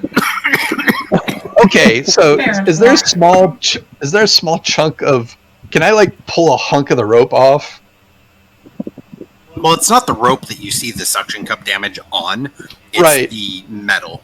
All right. Well, I'm gonna point to the suction cup on the metal, and then is there a small piece that I could actually use magical tinkering to literally physically make it look like a squid? You know what? I will let you do that if you roll a dexterity check, because this is underwater. So Okay. if you do that, I will let you actually ink out a squid using your tinker's tools. Yeah. All world dex. Dex check. Not a save throw, just straight dex. Just straight dex. Oh, that's the same anyway. 17 total. Oh yeah, no, easily. The rest of you, while you're kind of looking at this floating bit of garbage, and Garret, you're getting the sweats because you're like, man, something massive had to be strong enough to drag that down. That's part of the crane. And Ollie, you're like, I'm underwater. I'm gonna go away now. Jyotis doodles up what is clearly a squid. And it's a squid that threw a giant tentacle over part of the crane And you can see all of this in glorious detail before the ink slowly starts to bleed out from the water, because Jyotis does it nice and quickly. It's a beautiful image, and then it's gone. I think beautiful is subjective for a squid. Right? If Hey. you've seen enough hentai. No, thank you. No, thank you. No, thank you.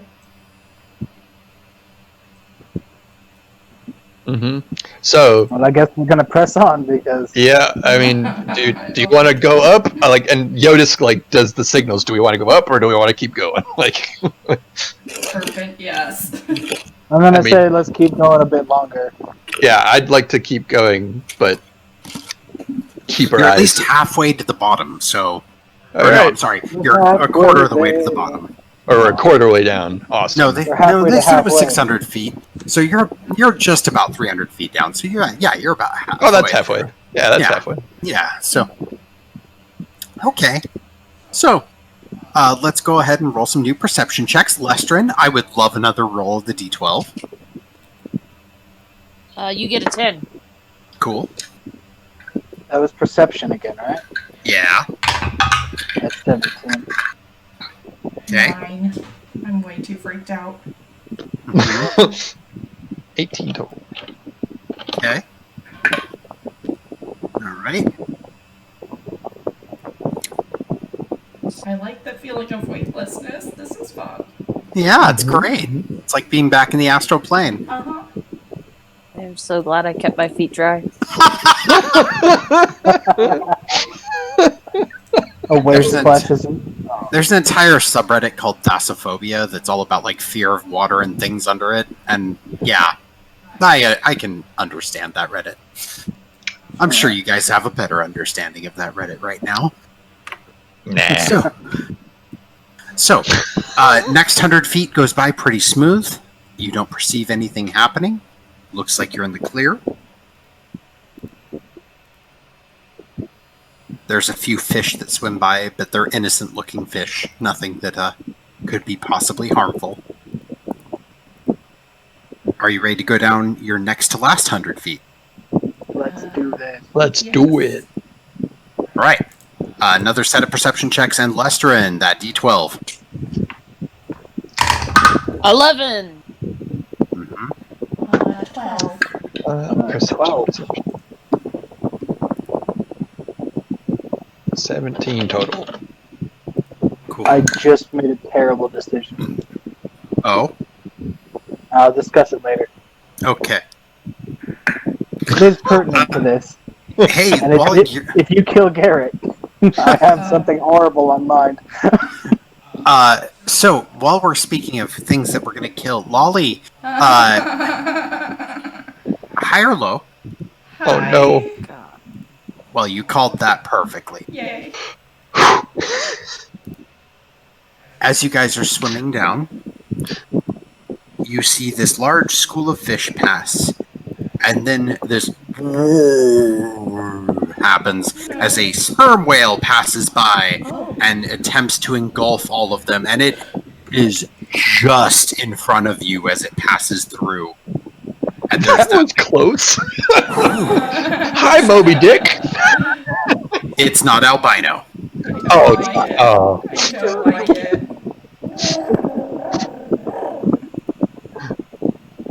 Are you ready for your last 100 feet? You ready to hit some seabed? Mm-hmm. All right, one more set of perception checks, and Lestrin, roll me that D12 one last time.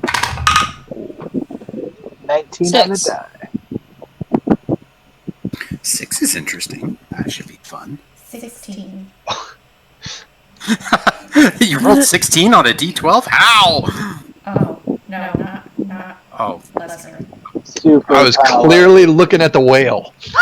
I was like, oh, man, do I know that guy? Have you seen the guy before? What's a whale of a whale?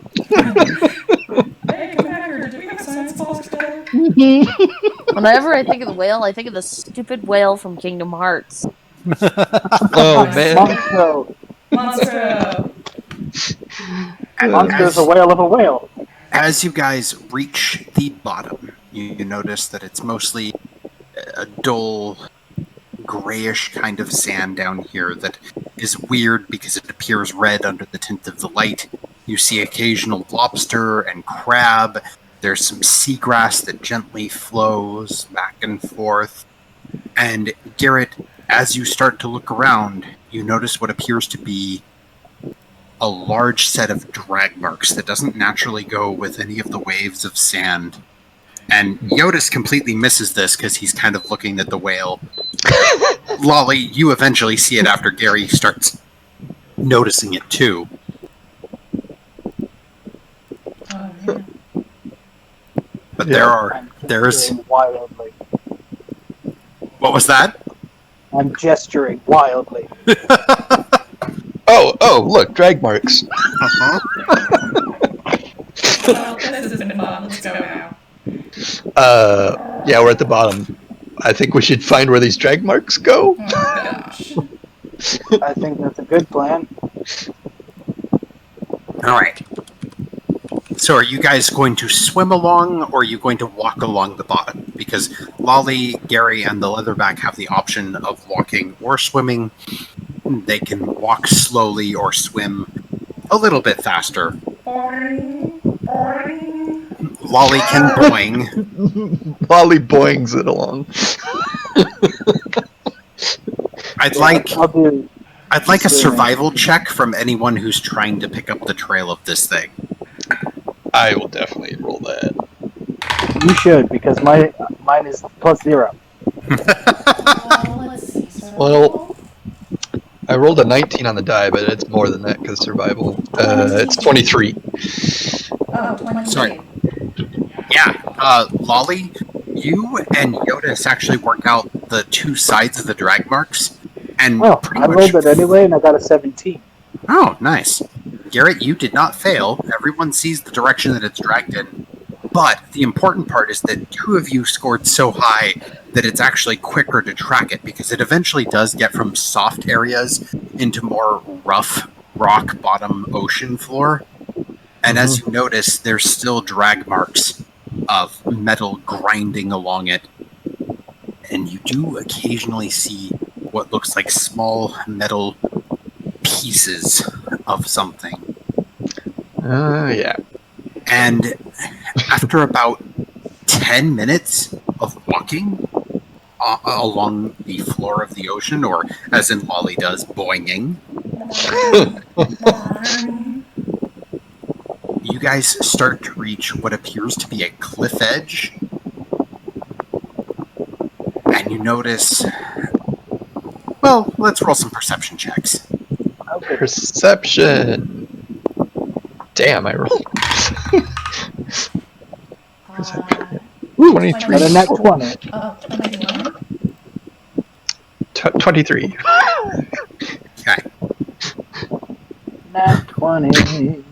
Yeah, so, Garret, normally you would not see beyond 40 feet, but as you get along this trail of this drag mark, you start to notice that it looks like there's a cliff edge, and you approach it cautiously, intelligently.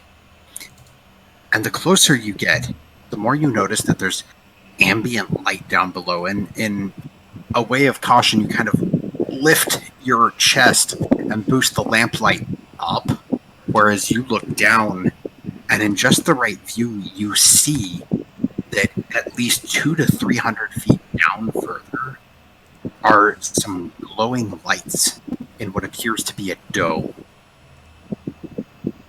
And it's a large structure, much larger than any submersible. As the others reach the edge, all of you can see this, that there is this... It's not quite a stadium size, but Oh shit, it is the Gunman City. but there is a dome structure down below with lights on it. Jyotis, I would accept a history check from you. History check. It is the Gunman City, y'all. So I've rolled two 19s. What do you think I just rolled? A third 19. A third 19. Hey, you're I got the a inverse. 23. You're like the reverse Lolly who rolled 3 1s. 23 history check. Those dome shapes with lights on them are typically Kortka ruins. And Kortka are underwater abominations that are typically, they live in the deepest trenches. They do have outposts in certain locations. They are Sahagan gone truly awful, where they're more of a lamprey fish man, where they lack eyeballs and have mouths with teeth for heads, and strong, ill, muscular bodies. Fan. I'm not exactly sure how I'm going to relate that to the I'm party. not exactly sure how either. But, spelling. yeah. Another master we could have used. Actually, you know what? I can speak underwater, right? Yes, you can. So Yeah, I'm gonna go up to Garrett's helmet and like put my mouth to like cup my hands around it and speak into the helmet so that it should kind of be muffled but come through.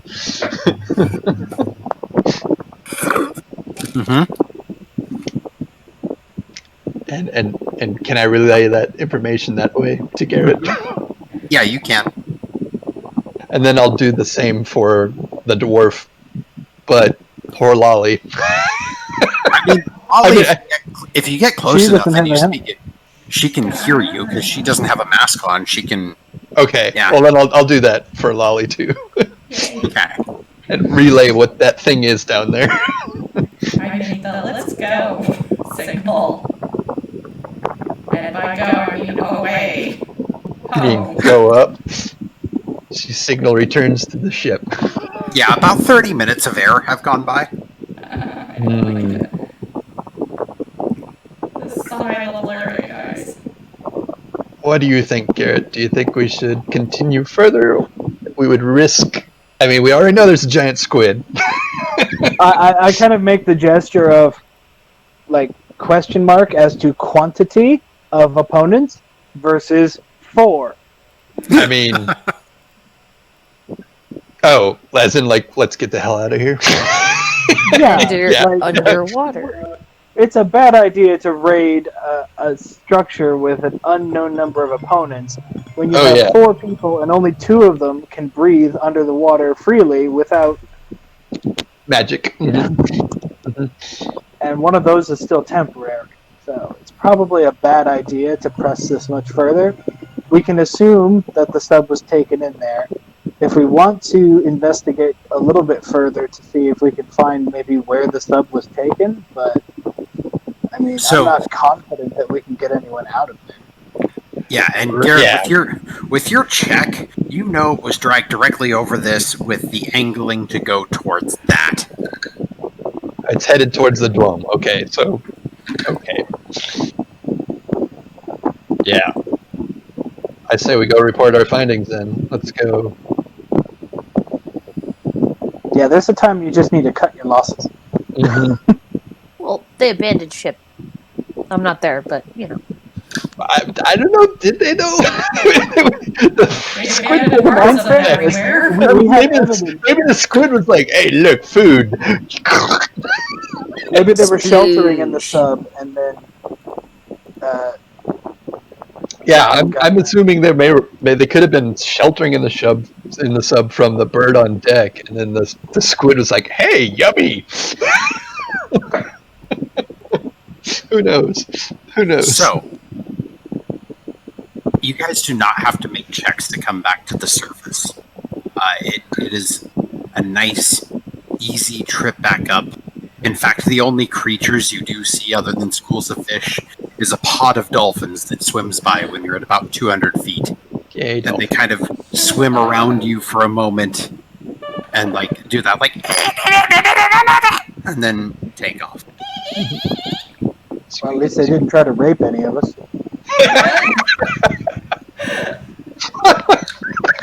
Rated NC-17. No. I mean, legitimately, that's what they do. legit. It's legit. It's legit. Too real, guys. It's legit. This is fantasy, damn it. That's fucking hilarious. It's legit. I will not put coronavirus or dolphin rape in my campaigns. Fuck. It's supposed to be a nice escape, and you guys make it too real. That's what you get for dealing with trivia You know what? buffs. It's Les- ridiculous. Lestred, roll me a d12. It's no longer safe. Uh-oh. No, dolphin rape, please. 6. It's still safe. The dolphins aren't coming back with a hello. Hi guys. Next, it's the neckbeard dolphins. Oh man. Well, Although it was tempting to throw a smart shark at you. You guys do reach the surface at about 45 minutes out. You surface by the catamaran. It takes a little bit of time. Most of you are very tired at this point because the amount of energy and effort, especially for Garret, Lolly, and the leatherback, to go down beneath the ocean and go looking for something like that. that's pretty rough. Yeah, it is currently almost 11 bells. And you can tell that your diver instructor is just done. Like, she takes off the suit, sets the equipment down like how she's been trained, and just collapses on the dive deck. Mm-hmm. Oh. In her defense, she's had a day. Oh. Oh. And only after, like, seeing and hearing Lolly does she get back up and, like, offer to help Gary with his equipment as well, because she is just sweaty and done. I mean, Jyotis will help too, because Yeah, and the two of you get Gary unsuited relatively fast. I press the digitation so that the snorkel thingy or the breather apparatus is clean, Mm-hmm. and give that back to Echo. Oh, and Echo takes it back and just, thanks, Lolly. Thank Mhm. you. Were you- So how was it down there? It was so pretty. Yeah. Dark. We found evidence that a giant squid likely pulled the submarine from the deck. It sank to the floor, where it was dragged to a cliff. We don't know what was dragging it, but over the edge of the cliff, we saw evidence for Korkin. How is it pronounced? DM. Sorry. Orca. Korka. For a Korka outpost deep down. Korka. Jesus. Gotcha. Korka. So that's probably roughly 900 to 1,000 feet down. Estimate. And it's a big structure. We don't know how many enemies are down there. The dwarf just kind of sighs and just, that would normally be at least a 3-crew dive operation to destroy. And I've never seen one with lights on before. It looked active. Yeah. It would have been suicide to try to go in there. Is there something like heavy, like an anchor or something that we could tie a rope and like a bag of air to so that you could mark where it is? And come back Honest- later? Echo just kind of looks at you, Lolly, and just, well, based off of star chart navigation, I can mark where it is. As I say, we can On our mark map. it on the... I please do. Done and done. I can share a copy with the dwarves also, just to make sure they have it. I'm sure they would Yes. appreciate that Yes. very much. So we're not sure if the there's ample evidence to suggest that the officers may have been taking shelter in the sub when the squid pulled it inadvertently off. We don't know if they actually abandoned ship. The The fan crane was is pulled really off the bad. side. Fan noise. Oh, that's mine. Sorry. It's still hot as balls here. My apologies. Yeah, no problem. So, yeah, and unfortunately, they definitely went down. We don't know if they survived But we could tell that there was metal being dragged along the bottom, so it's hard to tell if there are any survivors or not without breaking into a enemy stronghold. Which at this point would just be a fool's errand. Marvell just kind of looks around and just, don't repeat what I say, but at least we know they didn't just abandon ship now. At least we don't know for sure that they did or did not. So it's probably for the best to halt speculation and mark the place, come back with a larger crew if you need to salvage it, and maybe take out that particular installation. Yeah, maybe we can talk Ayamasanga into paying us to destroy it. Most nations don't like Korka. So, I would be willing to go with you if you need the extra help. I would like to help if we can offer that. If we're around. So when the mission is being personed, I don't know how to. When the operation is being staffed. Well, that's about 10 times above my pay grade, but I'm assuming back at port they can tell you how they'll do that for you. She just slowly gets up and just, you know what? I'm gonna just sleep on a pontoon. I don't want to climb up onto that stinky, stupid ship. Your ship smells nice. It's very open and it's fairly new, so we're happy to give you a place to crash. I cast prestidigitation so that the whole ship smells faintly of vanilla around your nose. If anything, it just makes her like more comfortable, and she falls asleep like on the deck. Like she's been brought back to consciousness, but Hold on. oh, hello. There you go. Better now? Hello. Okay. That's better, yeah. You can. It helps her lose consciousness quickly. Every time. Wait, again? You went robotic again. Oh yeah, I Just did. you started to get going. No, I'm gonna restart the connection really quick. Yep. Okay. Am I still going okay? Now Lolly's robotic. Oh no. Yeah, it's probably our internet being a jerk. Yeah, I mean, I'm getting green. Oh nope, it's going. Well, you sound better at the moment. Yeah. Okay. Yeah, Okay. One down. So she falls asleep quickly. That smell just helps knock her out. Yay. She just falls asleep on the deck too. She's not even being fancy about it or taking a seat or anything. She's just in the corner on the main deck. She. Oh, I could go for one of those. went robotic. Didn't get oh, any no. of that. Yeah, Lily, you went super robotic. Oh. Oh no, it's all of our connections. Get a Okay. spare blanket from below decks and drape it Discord over is being a her. jerk. There you go. Yeah. Perfect. DM, I assuming I am not exhausted as exhausted as the others. Not as exhausted as the others. Garret and especially Lolly, you guys, if you keep going beyond midnight, will be stage 1 exhausted. Okay. Yeah. I want to go to sleep anyways.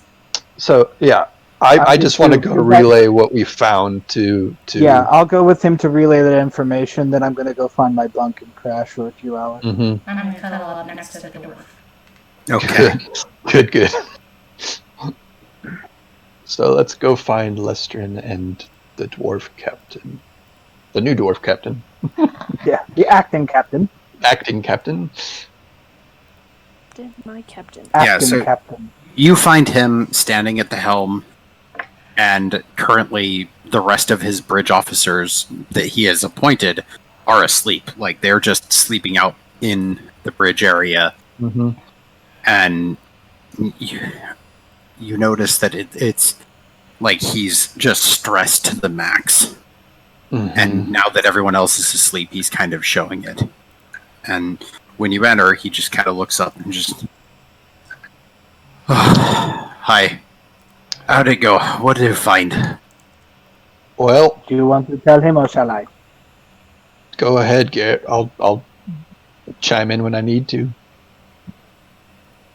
We made it to the bottom and found drag marks. Now, about halfway down, we discovered some, let's say, logging from the crane with clear indications that it was pulled off by a tentacle, probably giant squid. We followed it all the way to the bottom, where there were drag marks leading away to the edge of a cliff. As we approached the edge of the cliff, we could clearly see some kind of domed structure that Jyotis here informed us was probably Quarka. Quark. His eyes narrow very tightly and just... Even though I'm ballista crew, I know what that means. We're coming back here to destroy those ruins. It's weird. There's evidence to say that what it appears is maybe your officers were sheltering from the creature, the Snallygaster, inside the body of the submarine, and it was coincidentally pulled into the sea by a squid. There's no evidence that they abandoned. They might still be alive, depending on how the Quokka deal will be. So here's a copy of the map of our sea chart with this location. He takes marked. it and just... Hi, thank you for this. We'll have to I've also organize left to get his yas. my contact information. So if you need some hired help, or if your guild needs some hired help, we'll be happy to assist further. We'd be happy to come back. Well, I for one would be happy to have you. I doubt I'll be in charge of the ship, but I'll be happy to have you. He slowly kind of stands up and just... Come first light, I'll be taking my rest. I was unconscious long enough, the way I figured it. But we'll be launching off. If the rest of you want to get some sleep, maybe working shifts on your boat or on this boat, either is fine. The only two crew bunks that are blocked off are the ones that we need to investigate for Hilda and Tormar. Yeah, I'm going to my quarters to get a nap, but I'll take a watch closer to dawn. I mean, I could probably take a watch now, right, Bob? Mm-hmm. Yeah, you're good to take a watch now. Yeah. So I'll take a watch now, but I was going to ask the captain, did they get a chance to search the rest of the boat for the other Snallygaster? Hey, Lestrin. Hey, yeah. You know what? They were underwater for a good chunk of an hour, so go ahead and roll me 4 survival checks, and I will take your best. Okie dokie. Oh my god, where is that tab? That's a soda. I'm all mixed up. I should show you the tab commercial that my friend made for college. First one is Remarkable. 9, 15, 16, 18. 18. Okay, second one's 18. 16. And 8. 18. Okay. So with an 18, you begin your investigation at where you suspect that things began, which was in the lower cargo hold. And as you're going through the boxes, you get real up close and personal, having taken your time now and no longer being worried that there's something directly over you. Like, oh no, there's a bird in here still. It's far easier to investigate, and you eventually find some indication of what this cargo actually was. It was marked as for an individual in Trinisbad. You manage to find the shipping label, in fact, that marks it for. Give me 1 second to bring up this note because you got a good score. Let's get it on. Yeah.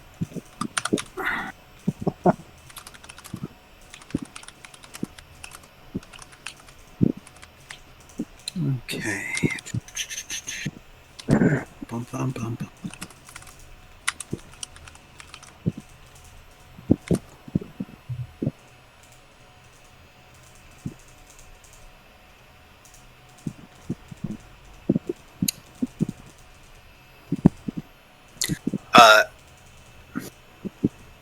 Magister Bartholomew Grimsby of Trinistad.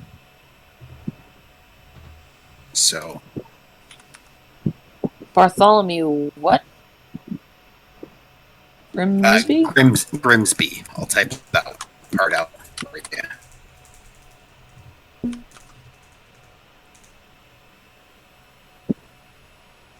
Grimsby. Both crates were marked like that. Spell Bartholomew. There was evidence. You spelled Bartholomew. Oh no.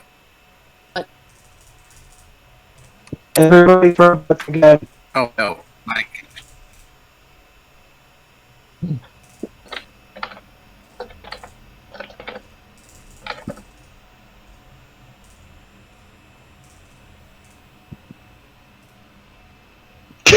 Damn, Discord. Right? How do you spell Bartholomew? You know, I misspelt it on my notes, so. Bartholomew. Okay, there we go. We're going with phonetically. I've got it for you. Okay. It ends with a cat mew, but I've got it for you. There we go.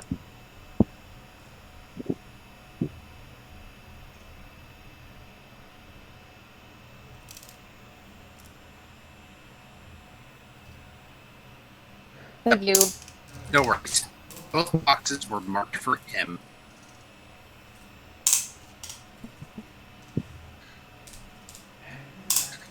And that you kind of start to follow the trail of devastation.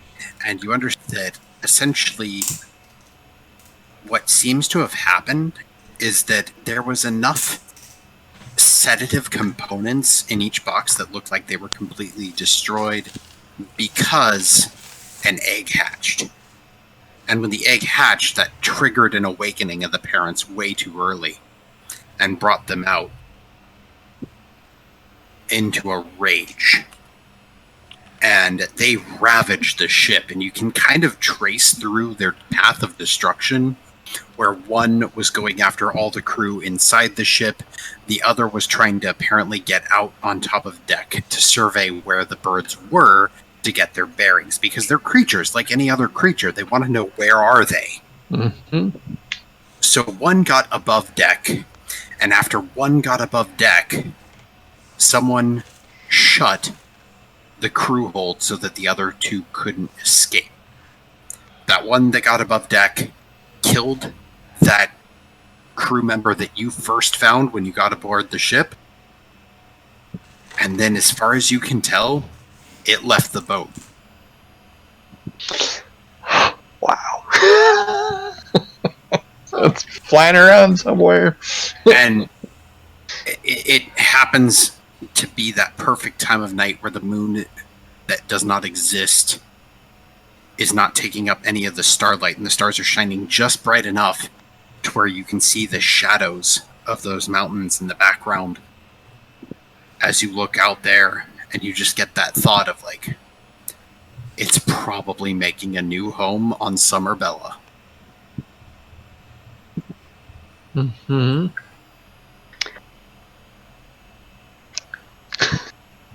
We should probably kill that. I was just thinking we should probably hunt that thing down and either trap it or kill it.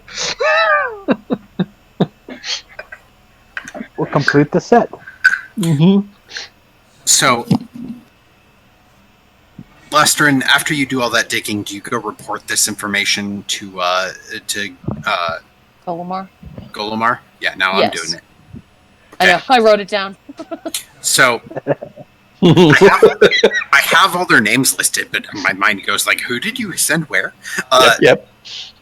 So as you report what you kind of found out to Golomar, he nods along, and he's looking pretty tired too, but he kind of looks at you and he's just, who the fuck would pay us to ship Snallygasters? Do you have the shipping manifest? Or he kind of looks and he's like, there should be one in Captain's quarters. Do you want to check it out? I didn't let my men go through any of his things, but I trust you. I'll give it a check. All right. And as you enter the captain's quarters, it's nice and dark in here. You do see that there's a name plaque on the door that states that this is the quarters of Captain Mazar Blessed Buckle. Mazar. And you can see that they've been a captain for a little over a decade. They're an experienced leader. As you open the door, the room automatically gives a twinge of red light that just flickers on, almost like a door command. And you see what is a simple steel desk that has been riveted into the floor, a hammock like the crew have in the lowest of the crew quarters. The only fanciful addition to this office is that it appears that the closet has dress uniforms in addition to regular uniforms. Okay. Where would you like to start searching? The desk. All right. So, as you start going through the desk, the drawers all appear to be open. There doesn't appear to be any locking mechanisms around them or anything. The first drawer appears to contain personal effects. So, Captain's pictures of family that have been drawn out. It seems like they had 4 children, a wife, and at least a couple of brothers and sisters. And beyond that, there's notes to all of the children. All of the children appear to be involved in the Gedizyaz now as they've come of age. But there's nothing of relevant value. There's also a cat in the second drawer, apparently. Yep. Where's the ship's cat? I thought it had been eaten. So, in the second drawer, you do find the shipping manifest, and it's labeled as such. And as you start to float through it, I will need an investigation check. Okay. You can do this at advantage since you know the name.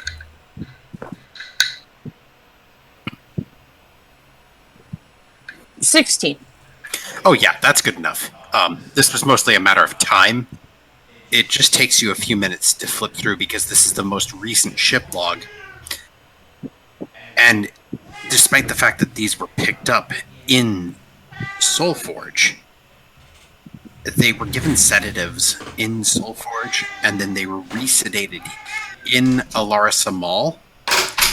And it appears that they were resedated by Yenfir's Seekers, who were the people most experienced with dealing with monsters. There's even comments that they're to be handled with extreme caution. And as you kind of work through the manifest, you also get the hint that, like, the captain was leaving personal notes that he adamantly disagreed with his leaders over shipping these things, because apparently this person was going to hunt them for sport. Oh, jeez. Can I let the ship's cat out of the office? Yeah, I wish. Sorry. It's all good. I'm gonna pet him and calm him down a little bit. He gets a little angry sometimes. Don't we all? Mhm, So, mhm. That's right. Kitty. Wants a cat. You can clearly see that, at least in the captain's mind, these were dangerous things to transport. He did not want to transport them, but he was ordered to by his higher-ups because there was a good amount of money involved. And they were basically guided through resupplying on sedatives in Alarissa Mall when they were going to stop there anyways. You also do continue to find more notes in the shipping manifest, because of the previous log you found, it lines up with notes that you found about the fact that they destroyed Korka ruins and that they were researching different things, and that those items were kept on the submarine so that people wouldn't know about it, just in case the ship was either captured by pirates or if anything were to go wrong with the cargo, the real mission would not be discovered. Okay. I'm gonna put all those papers in my shirt. Like, Yeah. I'm gonna take them. All right. But yeah, it takes you about 10 minutes to go through all that. Jyotis and Gary are giving their report of what they found when you exit the office. Okay.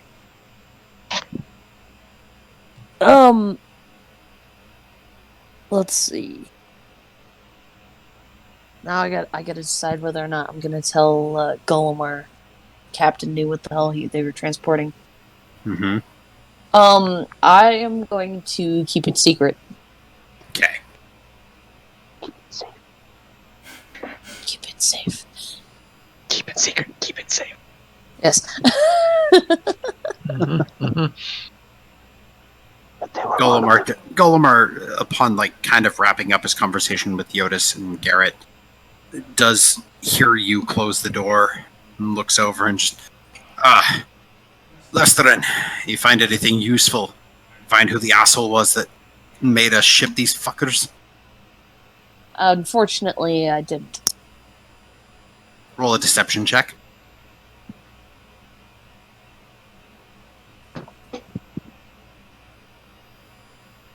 $17. Yeah, he believes you. It could be just how tired he is. It could be the fact that he's not qualified for any of this officer type crap. But he just gives a nod and just, okay. Actually, may I roll insight? I'll let you roll insight. 17. Ooh.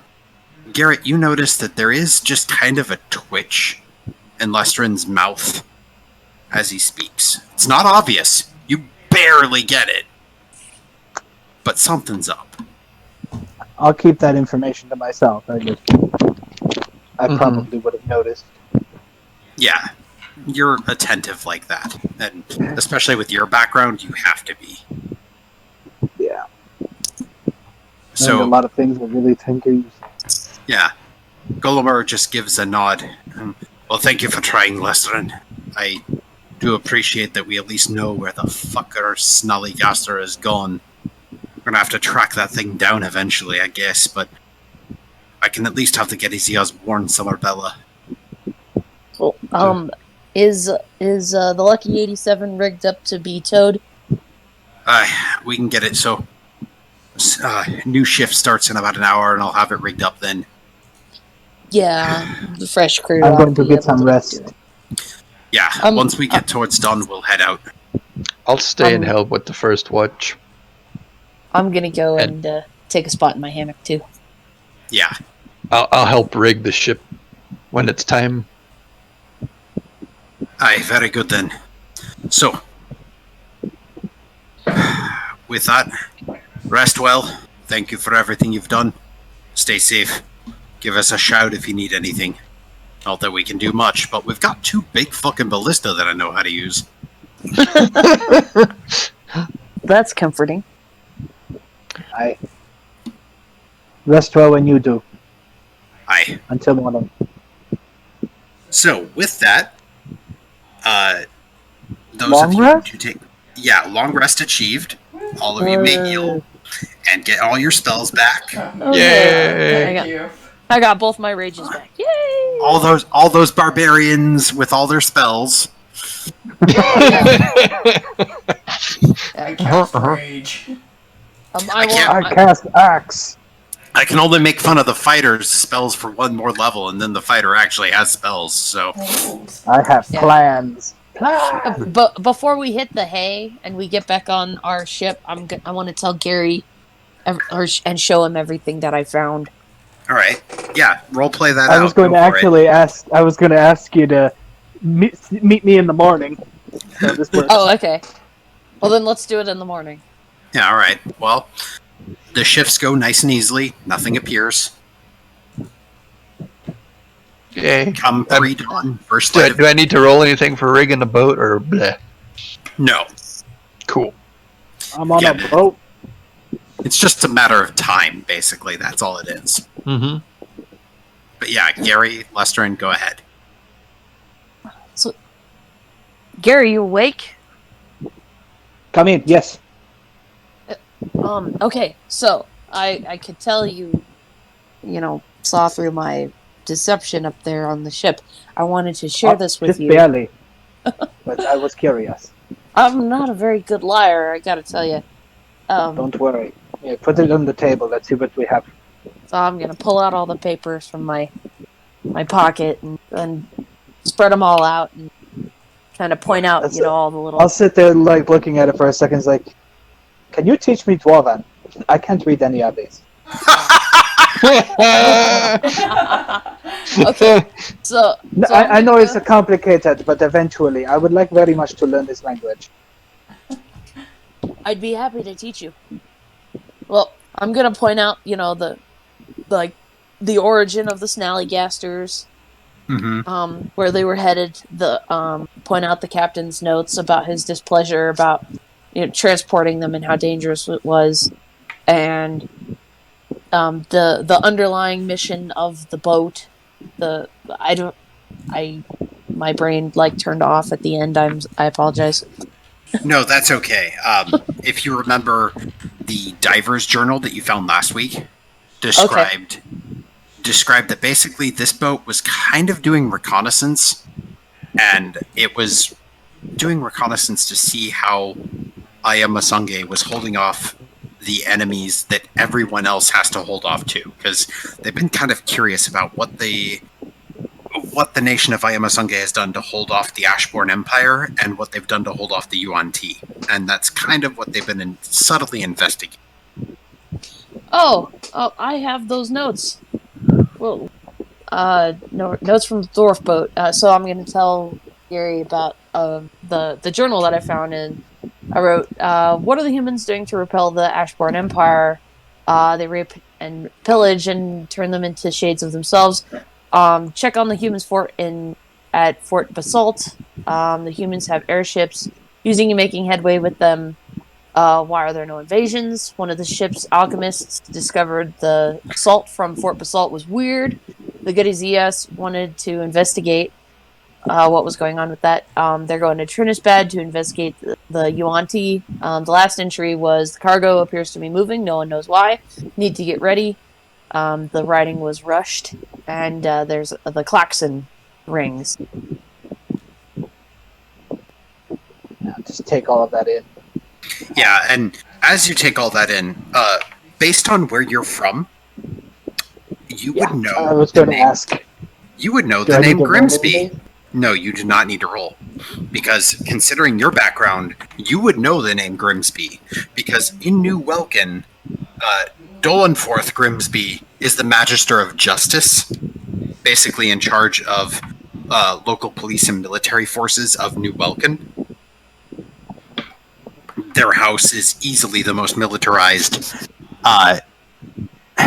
Bartholomew Grimsby is the equivalent of a shady brother who should be dead because they broke laws that were important to Ayamasange, but were spared so long as they left Summerheart. I know this name. Really?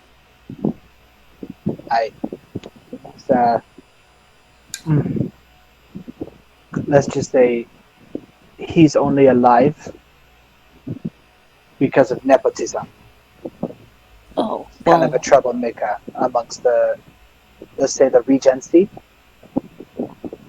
His name gets around because he has his fingers into a lot of shady things. Oh, well, that sounds like typical politics.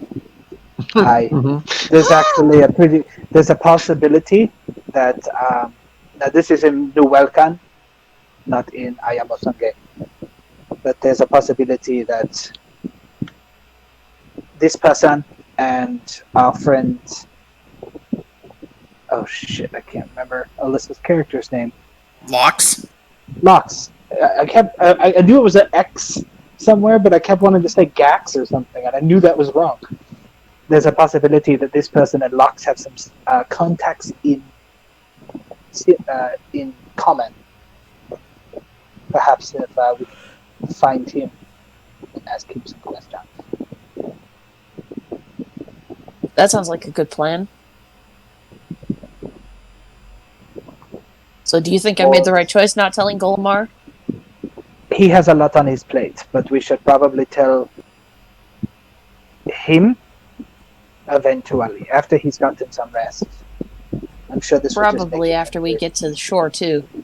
Aye, that is a good plan. After he has a bit of his responsibility off of his shoulders. He deserves to know, and I doubt his higher-ups would do anything about this. They probably just sweep it under the rug. Yeah, and he'd probably feel better knowing that his captain disagreed with hauling snallygasters. Mhm. Agreed. It would save the captain's face a little bit. Hopefully he's still alive. They can do a rescue mission eventually. I don't know if they'll live that long. Neither do I. I've never had dealings with these creatures, but from what Jyotis said, I mean, about tasteful creatures. correct me if I'm wrong, DM, but they could enslave them if they're alive, right? So here's the thing. The limited knowledge that you have of them is that they don't enslave things unless there's something to gain from it. So maybe they want to gain either their knowledge or their power, but then they'll just consume it. Oh no.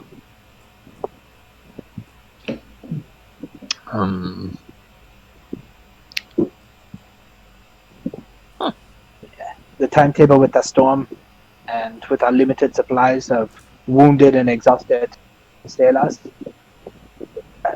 it would be a fool's errand to try to go into there. I agree. Just mark it and hope that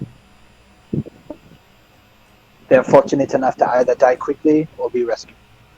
But this information is vital, and we should definitely give it to Golomar when we get to shore. Keep having to look at his name every time I say it. I didn't write it down. I left my notebook across the room. Oh, well, let's go see where we're at, how long we have to get back to shore.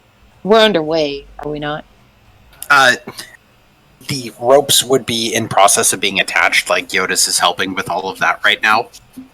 So it's one of those things that, like, the ship is about to get underway right at first light. So when the sun actually comes up, the ship will be taking off.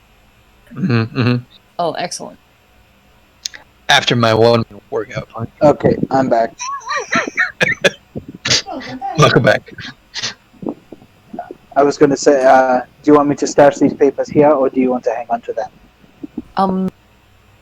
I think you'll probably do better keeping them stashed. I'm not the stealthiest of people. I'll take some oilcloth that Jyotis was kind enough to provide me for papers and things, and I'll wrap it neatly in that, bundle it up, and stash it under the in the back corner of my bunk. Despite my beard and ale hiding skills. That's more of a specialized skill. Slight beard. Slight of beard. Slight of beard. That's great. It's the most amazing thief skill in the history of the universe. Slight of beard. Oh, I love it. Every That's time brilliant. it reminds me of that time Peter Griffin grew a beard and like a bird nested in it. Oh man. So he couldn't shave it until the eggs hatched. Oh god. Funny. Do you need me to roll anything to stash those? Conceal them or whatever? No, just you know your ship, and you know that it has a couple of holds that are less obvious than others. And honestly, no one's really looking around. Echo has just woken up and is heading over to the main dwarf ship as this one's being tied up. Gungar, in the meantime, is currently doing his prayer and meditation to receive his spells and his powers. So, Alright, I'm going to start on breakfast for everyone. I'm going to be generous with portions and everything to make sure everybody's well fed because we're heading back in today. yeah, We bought extras. yeah, and Mavel wakes up cuddled by Lolly and just, this is too comfortable. I don't think I'm... Yeah. Can you just tell him I'm dead and I'm just going to stay right here? Snuggle, snuggle, snuggle. Yep, I died. Now I'm dead. I steal her blanket. While pretending to still be asleep. Is she gonna roll overboard when you steal it? You don't roll a sleight of hand check. Oh, no. Uh-oh. Weird. Oh, I that's meant a natural Marvel. one. Oh no! Oh no! I'm so sorry, Lolly. Lolly, I meant for Marvel. You need to find that dice. in It's attempt a new one. to steal the blanket, you begin to wrap it around yourself, and it gets caught around your neck for a second. Oh my god! And you don't die, you just make a whole lot of noise, and then she just kind of wakes up, grabs the blanket, and then twists into it instantaneously, taking it off of you and spinning you out as well. And like, you're alive, but this is probably the dumbest thing you've done ever that you are aware of. Like, it's that like child awareness of like, I could have died stealing a blanket. Like, Oh shit! I apologize. Yeah. I meant No, for you're fine. Marvel. Fine. Man. I'll share. Oh I gave her dear. the blanket to begin with. There's no negotiation in this. You can't have them. does anyone have anything they'd like to do before the boat gets started? No, I wanted to do my one-man punch workout, you know, but I mean, You could run around the top of the deck. well, I mean, I'm taking the swim as the run. So. Oh, okay. Runs. I'll accept an athletics check. The athletics check is a 15 total. All right. Yeah. No, it takes you a little over an hour because you start nice and early at like the start of light coming up because you know that they're going to do all the rope work. Oh yeah, I got to do the rope. So you get through it. It's good. And then they start having you do all the rope work. And the only thing you can think while you're doing the rope work is, why did I do this before the rope work? And like, all you can do now is smell the food that Garrett's making. And he's making some good food. It smells fantastic. And with each knot you tie, you just have that, like, I chose this. I did. You do Do I also, need to roll anything? for cooking, Yeah. just roll a flat d20. Let's see how it goes. I want to see if you two can have a disaster. 10. No, it's fine. Food is pretty easy. Athletics checks where you're doing 100 push-ups, 100 sit-ups, 100 squats, and then swimming a 10K, that requires a check that is a little higher than 10. But in the meantime, cooking without blowing yourself or your boat up does not require a high DC. That's good to know. I'm glad we can't blow the boat up cooking. Mine was more about rolling for food quality than... Oh, Yeah, man. yeah, no. It's fine. Disaster. It's not great. It's not bad. It's fine. You've made effective food. It smells 10 times better than anything that you have smelled in the past 12 hours due to being in a combination of in a dwarven ship near that cafeteria and deep underwater. So, yeah, no, it's that like, well, it's just normal food, but it smells and tastes so much better than everything else you've dealt with from yesterday. It's normal. I'm thinking about the ice cream.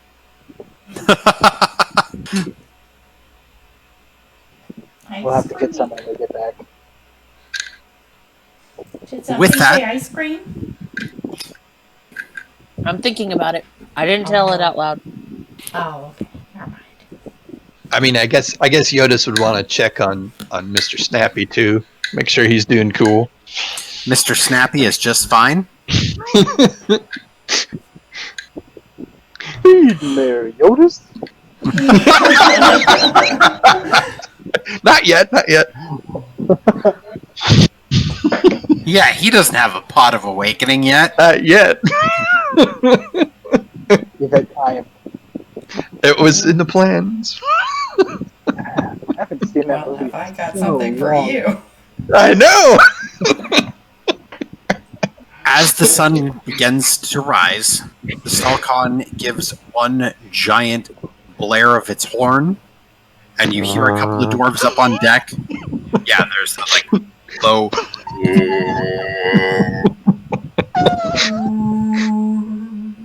And you guys start to see the paddle wheels begin to move. Smoke begins to rise from the stacks at a normal pace, and the ship is sailing. Yay. As you are all protected by a giant ship, I will not make you roll for each hour of exploration. And it only takes Yay. 1 hour to reach the Steel Tranquility. Yay. And then the ship gets inside the tide of the Steel Tranquility and begins to go back to shore. Do any of you have anything you'd like to do, or should we fast forward to the evening time of the next day when you arrive? Oh, I wanted to learn navigation still from. Okay. Yeah. So if you wanted to do that, you would probably want to be on the Dwarven ship Okay. and spend more time with Echo. Well, I feel lucky today, so let's swing on over there. Yeah. I'm sure And I this would won't go like wrong. just to kind of stick with Lester in a bit and just try to pick up a few basic dwarven phrases. Yeah. You guys can easily do that. I'll with- probably spend time on the main ship as well, listening and responding and getting the accent. Yeah, with the ship in tow, you don't even really need a helmsman, so you just need to choose which ship you're on when things get going. Are you on the Stalkon or are you on the Catamaran? Catamaran. Okay. I'll be on the Stalkon. Okay. I mean, I'd be on the catamaran checking the ropes, make sure the tow line's good. Yeah, and basically just making sure that the keel is following the Yep. way that the ship should. So, ship is on the ship. Got it. Chip is on the ship, chipping chips. Anything I would roll to be learning from Echo? Yeah, roll me an intelligence check. Yay. 17. Yeah, that's really good, actually. So Echo gives you quite a few good pointers about navigating in sunlight and in storms. Mostly based off of what she starts doing on the map is she starts kind of doodling the waveforms and talking about how even though the oceans will change their currents constantly during the season of storms, during the season of tranquility, it's actually relatively stable and you can kind of predict where you need to move in order to get to where you want to go. She then also explains how to figure out where you are by using the sun and just the sun's positioning and how far you need to go. And she teaches you a couple of hand tricks. She starts to show you how to also use some of the better tools. Okay. And you have a really good lesson. You need a total of 40 hours to be trained as a navigator. And in total, between what you did on the first day out and this day, I would give you 15. Wow, that's good. Ooh. That's good. So, yeah, you're well on your way. It feels like it's becoming natural. Garret, if you'd like to roll an intelligence check. The best movie ever. Intelligence? Yeah. Oh, Yeah. eeny, meeny, miny, this one. Compliance. Compliance. Compliance. Math, 14. Okay. You pick up on a few dwarvish words. The phrasing is really different from common, and the structure seems to change based off of what they felt like at the time of writing names, because it lacks that consistency of like in English we describe it as a red ship.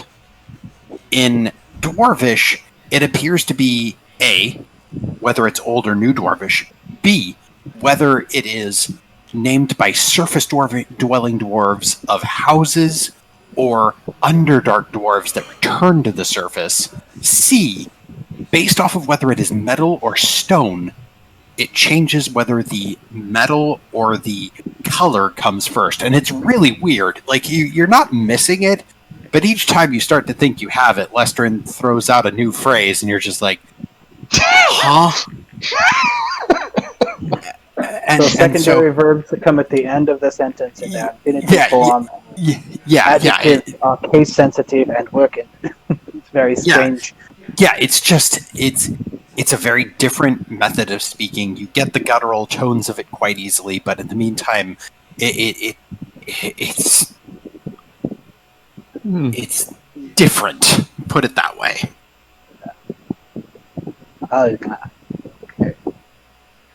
Vulgar.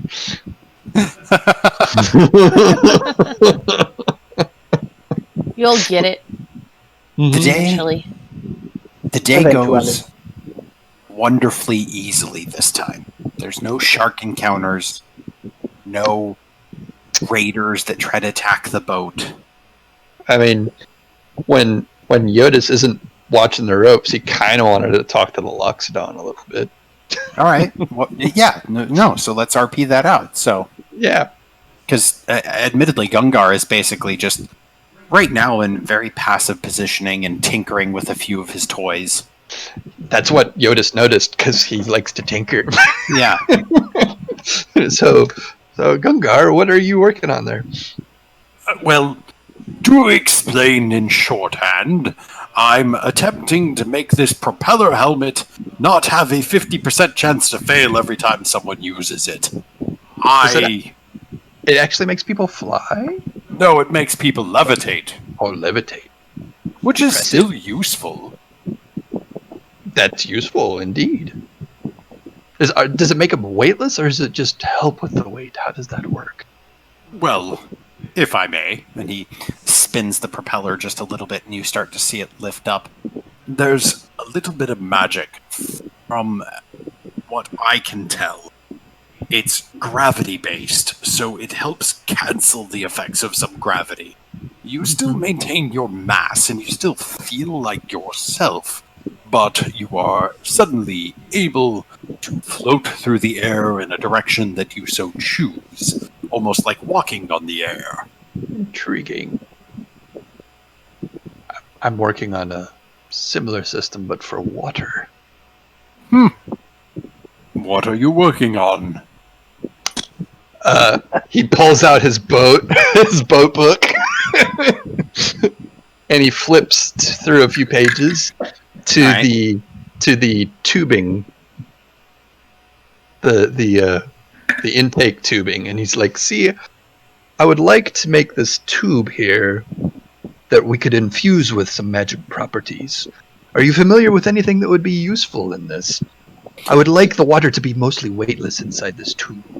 Ooh, difficult. You could put a little bit of levitation inside the water, and that in the tube would cause the water to lose its weight while maintaining its mass, effectively making it more efficient. That's exactly what I want. Difficult to permanently enchant things, though. Most mages believe it takes a year of spellcasting in order to make something hold an enchantment. Well, I was thinking more of an amalgamation of items that we could weave into the fabric of the hose itself. Supposedly, there are creatures with... You know how fish have swim bladders? Mm-hmm. Some say that if you look in the storms, you can find creatures with air bladders that aren't air, but actually hold levitation properties. By using rare organs and also enchantment, you can cut down on cost and time. Sounds intriguing. Where would we find these things? You would have to go looking for them during a storm. Normally they are...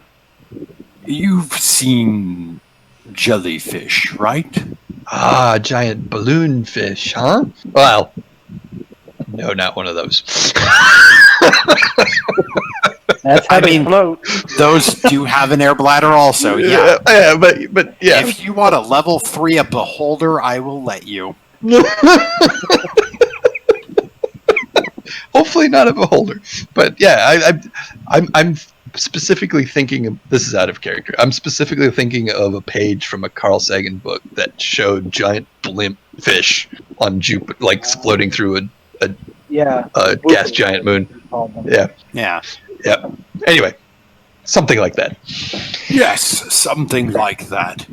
I don't know much of those creatures, but if you're looking for material components of magical creatures, you would probably want to work with Yenfir's Seekers. They tend to hunt creatures like those that you're looking for. I'll definitely seek them out. I also have an interest in botany.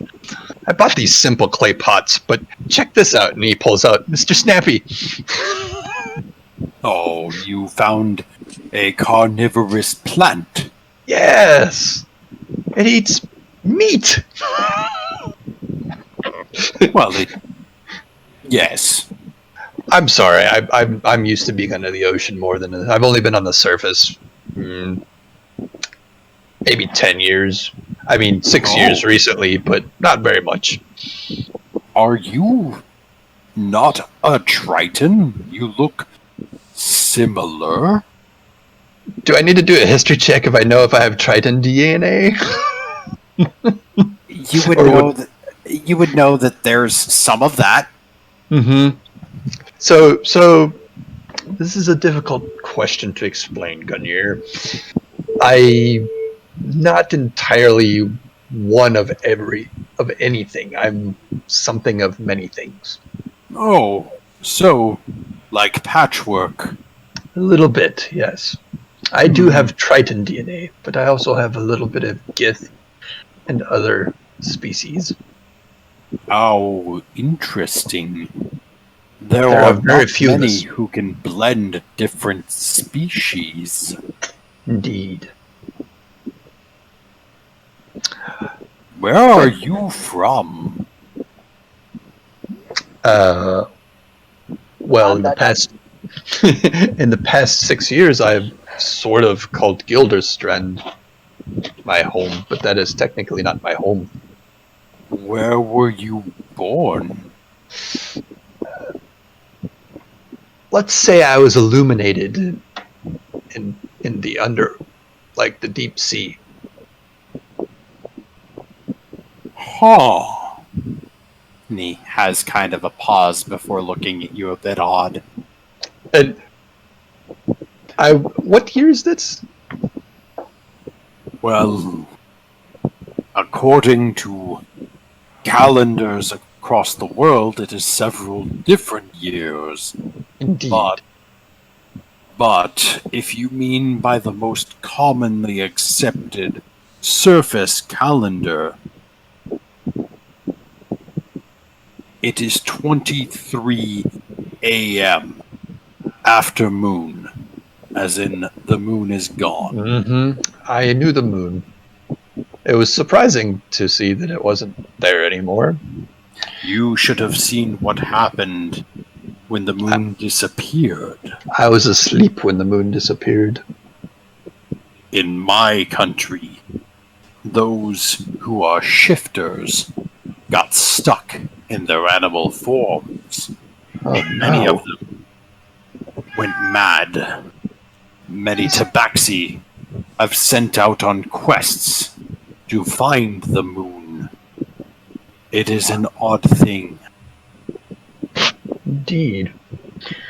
I don't know much about. I've only learned about what happened to the moon in the past 6 years. I was sleeping for almost 150. Must have been nice. I mean, so I'm technically almost 300 years old by calendar, but in reality, I'm only roughly 147.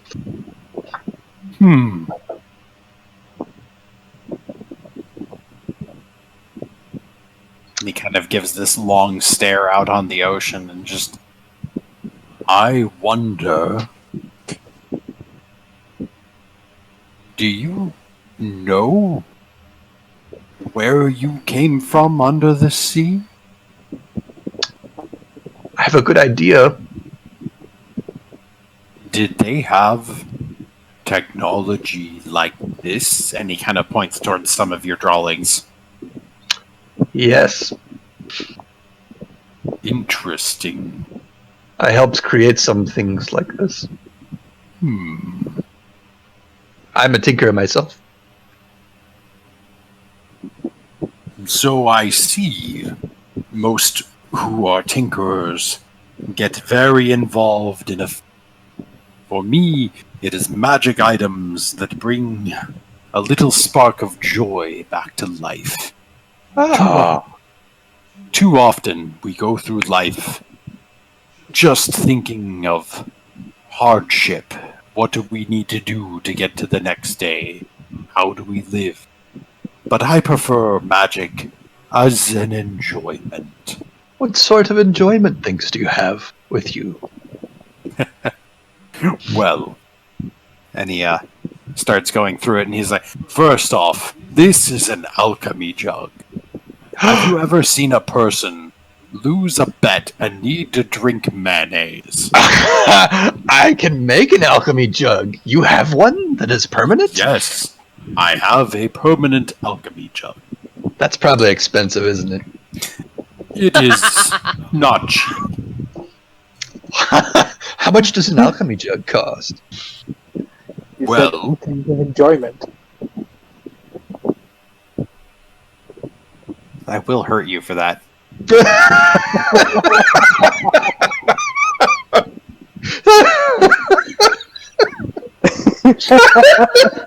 Things of enjoyment.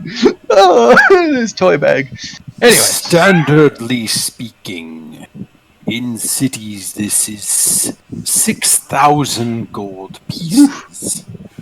I normally try to charge far less for people that pick me up at sea. So I would say to me it is worth 2,000 gold pieces. for alchemy jug. Okay. Well, that's great. I was wondering, perhaps maybe we could work out a deal sometime where you help me make one. Perhaps. I got the clay from Roxori, and I saw a wizard on Summerbella named the Animator who helped me finalize the enchantment. Okay. It's good to know. He is difficult to deal with, but good-hearted. That's all right. We could work it out. What else do you have? Well, he kind of has this pause, and he's like, I went through this with Lolly yesterday under his breath. Of course. Now I'm going to need you to explain each one. I fucking know. I have learned so well why Matt Mercer only gives his players like 2 items at a time of like, this is magic. This is your own fault. It is. So, my personal items that I keep on me that I don't sell are this, and he holds out this little folded crane in this white paper. This is a bird. Is that a message bird? Yes. Oh, those are wonderful. Yes, it is. Always very good for getting a rescue. And he tucks it away. Uh-huh. And then he pulls out, this is my decanter of endless water. Because when you are lost at sea, good to have. Drink. And then he gets this like little glint in his eye, and he's like, I did not show the young one because she is, how do you say it? A child, and this is a dangerous toy. But I found a rare item lost by the Outborn Empire, known as a pyro-converger. It is essentially kind of pulls this out of the bag of holding. You see that this is. Hey, sweetie, you're going robotic, so I'm going to need you to repeat that a third time. Oh no. You guys are robotic. Everyone robotic.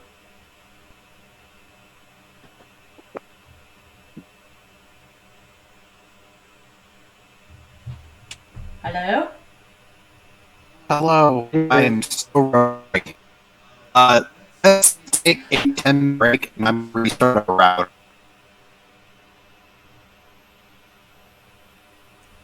Okay, I think that means a 10-minute break. Woo!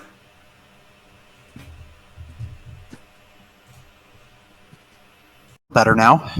A lot better. So far. Sounds better. Good. Yay. Okay. It's amazing what a power cycle can do. It is. Well, that and a lot of people are probably going to. Yeah, hopefully. Possibly.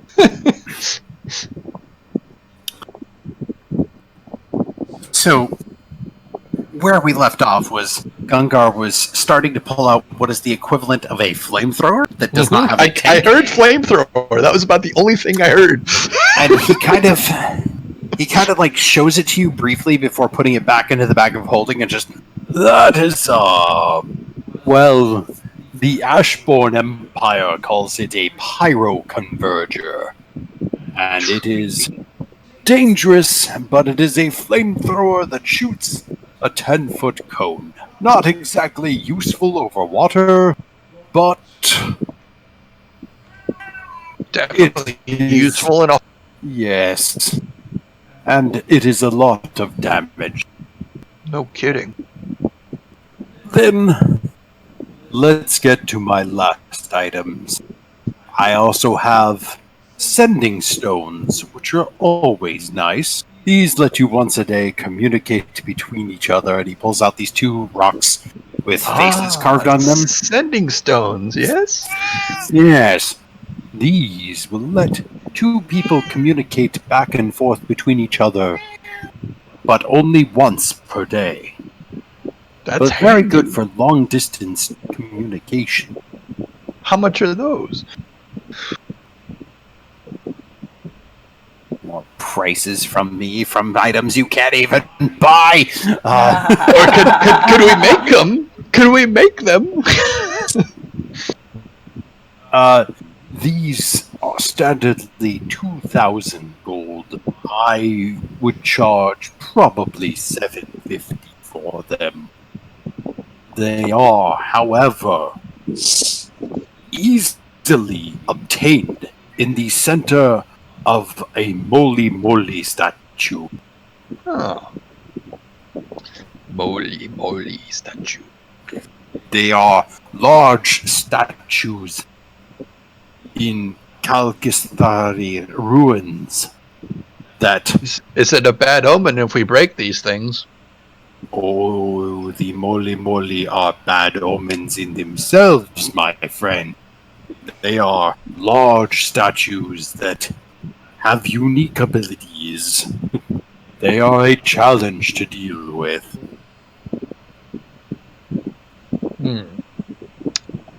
I'll take note. Do you have anything for plants? I was wondering, I just bought these normal clay pots. And he pulls out the clay pots that he has in his inventory for for Mr. Snappy. And he's like, I just want to make sure that Mr. Snappy is comfortable. Well, I do have pots of awakening. These are a clay pot that is made to help a plant awaken into having semblance of awareness. Oh, that It sounds is wonderful. very useful for ships to have plants like berries or even small fruit trees awaken. That way they can move about in storms and know when to produce fruit and help their humans or mortals eat. That's a wonderful idea. Are they easy to make, or is it difficult to acquire materials to make these? It is relatively easy, but the clay comes from Oxari, and you need, again, to probably take a lesson from the animator in Summerbella on the city of Raisha. Ah, Raisha. Yes. Out of game. If memory serves, we had this conversation. Yep, we did. Well, I just wanted to make sure we got it in game. No, I mean literally before we cut to break, we tried to have this conversation. It was just cutting in and out. Oh, gotcha. Gotcha. Deja vu. Yep. Well, The last couple of things that I have. how much are you charging for the one clay pot? For a pot of awakening? Yeah. Difficult to say. I feel like I would charge between 75 to 90 gold. Lolly, I quoted you a price on this, and I feel really bad, but It was I 40. can't even. It's 40. I remember it. There it is. Gungar's eyes kind of flash for a second. I'm so sorry. I was wrong. 2 for 75. It would be 2 for 75 or 1 for 40. Oh.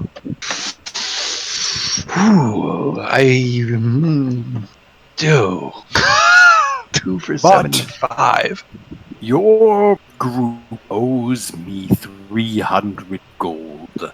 So I'm not selling things to you until I either receive a diamond or 300 gold. I see. Oh, shoot. I was hoping to buy that pot for Snap. Well, it is something to save up for. I should be in port for at least a day or two.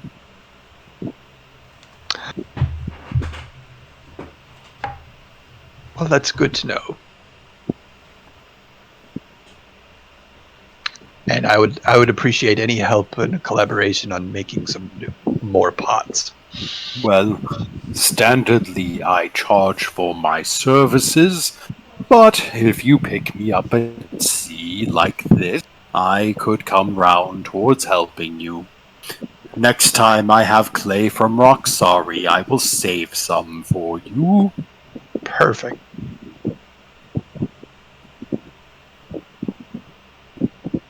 And he kind of pauses and he's just, Would you like to see one last thing? I haven't shown you everything, but there's one last thing. Very Sure. expensive.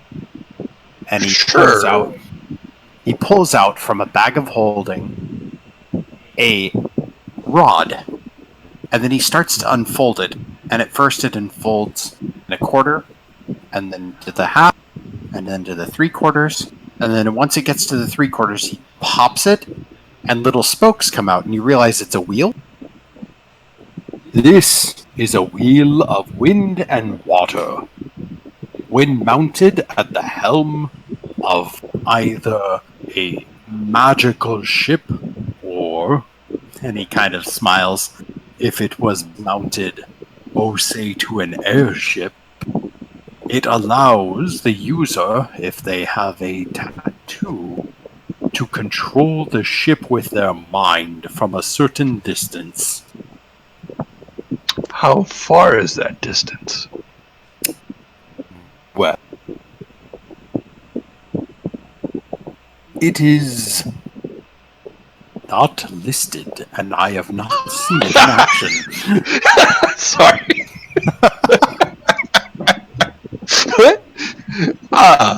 Well, It is said, though, that these are what enabled the Ashborn to fly even in storm, because they can create ideal conditions around their vessels at least once per day intriguing. and increase their maximum speed by 5 nautical miles per hour. Hmm. And he clicks it again and starts folding it back up, and he just, if you would like, I can try to see if someone could tell me what the range on telepathy is. That But would I'll have be to find someone. well. It's just a remote control for a boat, right? Or a ship, rather. It is a mind control for the ship. Mhm, I do mhm. not have the tattoo equipment also. Right. And he kind of puts it away. But I thought it was fun. That is fun. That's a great idea. Mm-hmm. He jots notes in his book.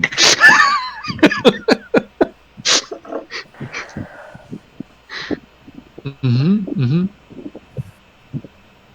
This is good talk, Gunyer. I'm glad we found you. I'm glad I can be of service.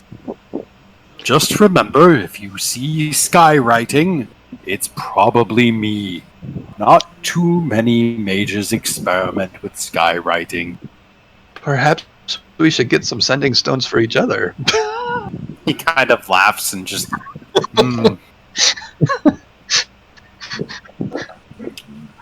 They don't always work perfectly. And you can tell he's being a little cagey about this. Like, even with your passive insight. Mm-hmm. I'm just saying, we've offered to help you whenever we see you, so... Oh, I'm not suspicious of you, little one. It's just sometimes hard to reach. As in you're shifted? He kind of gives this slow nod. It is difficult to explain. Yes, planar magic gives me a headache.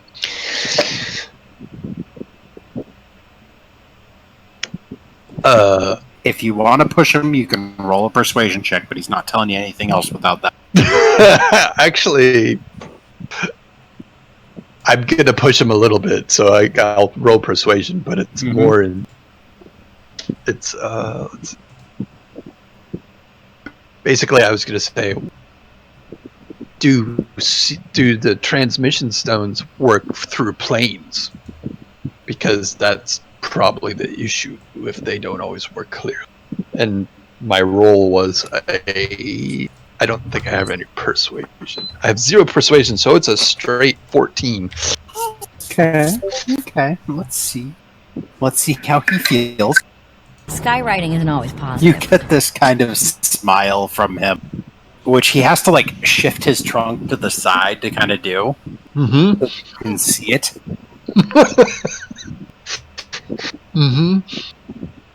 It is not my place to say how the planes work, but I am not always on this world. Most intriguing. Is this by choice, or is this sort of an accident? Nothing in life is choice or accident. It is culmination of the god's grace and the malevolence curse. Malevolence curse. You would know that standardly, In this region of the world, the gods are divided into two categories. There's the Radiants, which are the gods who are nice and good, or at least neutral. And then there's the Malevolents, which are the gods who are not. Aha! So, somebody had issue with you. A few have had issues, but one in particular. That's unfortunate. Hopefully you could get in their good graces. That is what I have been trying to do for a very long time. Not as long as you've been alive, but still 100 years. Oh, I was gonna say, how old are you? I am 150. That's pretty good. So you were born just about the time I was put to sleep. So it is. Isn't it interesting how this world works? Feels kind of made up as it goes. Yes, yes it does. I know what made up feels like, that's for sure.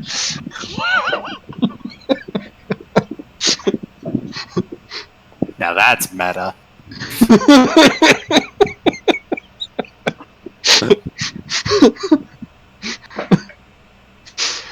But yeah, you have a good laugh with him. He's pretty jovial. As elephants are. Yeah. Just good-natured. You can tell he regards you as cute. That's great. Good, because, Jyotis wants to learn how to make living Yeah. clay pots. Yeah. Anyway, I guess he'll probably just, go back to the ropes after having the chat with Gungnir. Okay. So, anyone else have anything before we get back to port? Well, I just wanted to make sure I found the time to tell Gullimar about what the papers. Yeah. As the ship does arrive in port, you can undo the ropes, and of course, once everyone starts to dismount, Gullimar would be coming to thank you all directly himself before even reporting to the Gettysyaws. The rest of the crew is sent to go meet with them, and the rest of the crew also escorts Hilda and Tomar off of the boat. And your leatherback, who had basically slept all day on your catamaran, finally kind of gets up, realizes all the equipment's still on the catamaran, and starts moving it over, and that's kind of your opportunity. Okay. And you just kind of see him shouting orders at people once everything's been docked, and again, things are moving a little bit slowly because the crews are tired, but they're happy to be safe and in port. Cool. Mm-hmm. Gullimar, could I have a word for a moment? Yeah, of course. Of course you can have a word. And he kind of pulls aside and stands in kind of a corner where no one's within an earshot, really. Well, I wanted to let you know that I reviewed more of the paperwork that I found in your captain's quarters. The shipping manifests and whatnot. I missed some information, and I wanted to let you know what I had found, just so that you would know for the future, just in case. Oh? The captain knew that you were hauling snallygasters, and he had severe misgivings about, the cargo. You see his face go from an agitated expression into almost a pained expression. So it wasn't on his orders. Someone ordered him to do it? Mm-hmm. Yes. Disgusting. Things we do for money. Yeah. So I'm not sure if it was the money or he was ordered to do it or whatever. That wasn't quite clear in his notes, but the your other missions, the investigation and whatnot. He knew about that, and so you guys were going to go investigate the Fort Basalt. And they didn't get there right. They got the information from Fort Basalt. They were next heading to Trinisbat to get more information, but they had stashed what they found on Fort Basalt into the submarine so that it could not be stolen. Because they were originally hoping that, like, if they got raided or something like that, that it would be safe and contained because they needed to protect it. Which is why they were in the machine sub. Cool. Well, I'm gonna relay all of that, and I also found a journal from one of the I think it was one of the Leathernecks, and they basically reviewed what you were investigating, and the last entry was written that the cargo had appeared to be moving, so further evidence that the Snellygasters were on board, and that the klaxon went off, and they wrote that they needed to get ready for something. More than likely fighting off the Snellygasters. So I just wanted to make sure that you knew that. Thank you for telling me. It sucks. This is a bad situation. I'm not gonna lie, I'm not even sure what the guild will do about it. They may wind up calling you again just to see if you'll work with us. But I intended to report to the guild. Well, that's a good idea. They did send us out to find you in the first place. So it's only fair. Yeah, at least did that. He gives kind of this, like, half sarcastic and half honest laugh of, that moment of, like, thank Thona you did. My God, is it a messy situation. Mm-hmm. Well, and he gives you that proper dwarven handshake where he comes in for a grasp and a chest bump and just thank you for everything. If you want to come see us, we'll be at the Gettysburg Harbor, and we'll probably be debriefing for at least the rest of the day. Mm-hmm. I could see you guys being here the next couple days. They're not going to move that ship quick. We're going to have to clean it from head to toe. Make sure it's in saleable condition. Engines were a little rough. Yeah. So, you lot did a great thing today and yesterday. And just know that at least 16 dwarven lives have been saved. And maybe 18 if we find that Hilda and Tormer are not needing to be judged. But would be good. At least one of them I see being guilty. Gives that nod and just... I'm amazed the crew even listened to me. Me too. You have leadership in you. Don't go telling anyone that. I just want to go back to shooting shit with a ballista.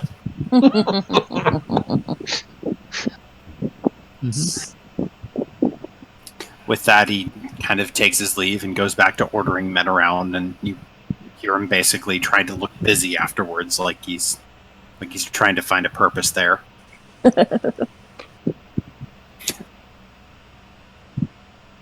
And you guys have successfully docked. It is about 4 bells in the afternoon, as this is a little quicker. Yeah. Is there anything you would like to do now that you're back in town? I'm gonna go to the Gettysburg Guild. Okay. Would anyone like to go with Lestrin? Yeah, I'll tag along. I would. Yeah. All right. Let's all go together. Let's all walk out. So, the Gettysburgs, much like the Dejani, actually have their own pier and harbor area because the Stalcons are so big they kind of need that level of space. They need a little draft. Yeah. And whereas the Gettysburg the building is on the bulk on land, but there's also a good amount of it that is over the harbor itself so that they can test dive equipment and do training.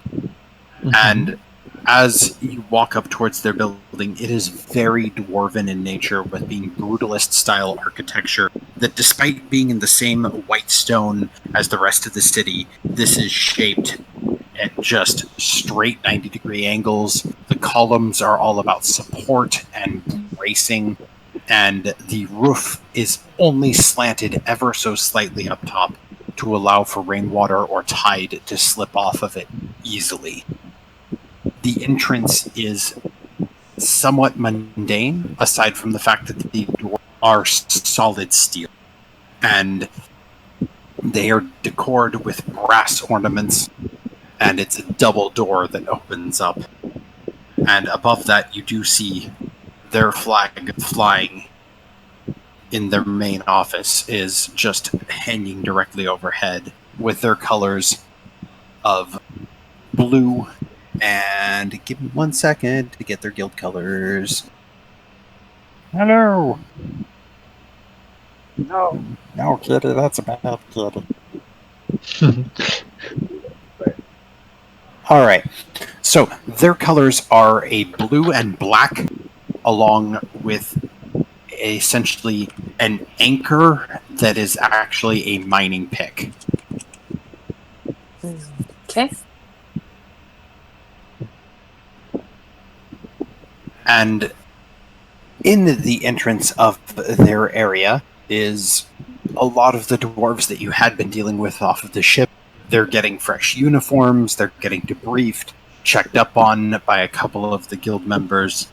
And meanwhile, Lestrin, you do see the dwarf that you previously dealt with at the bar, who's been looking around and kind of observing everything, and when he sees you, he gives this, Lestrin, come here, come here.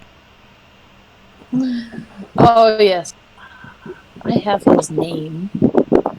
As do I somewhere. Viscerum Axord? Yes. Yes. Hey, Mikey, your fan's getting pretty crazy again. There's not much I can do without sweating. Yeah, no worries. It's all good, man. Like, I'm not kidding, my shirt is sticky. This is Yeah. awful.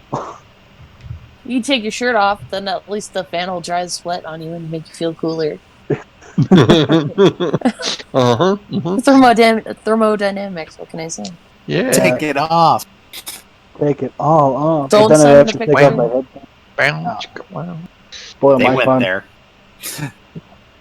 So, Axord walks up to you and just, Lestrin, you went and got us a ship back. From what I can tell, at least half the crew are still alive. That's quite nice. Yes. How's your group? And he looks over the rest of you and just, hi. Hi! Only one of us died. Ah, well, you know, average casualties there. She got Which- better. We brought her back. Well, that's Points to not- Lolly.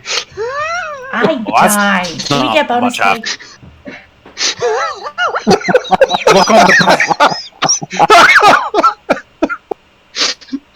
the look on the bright side.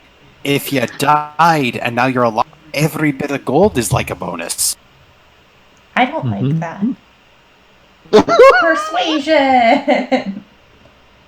Please? We owe an elephant.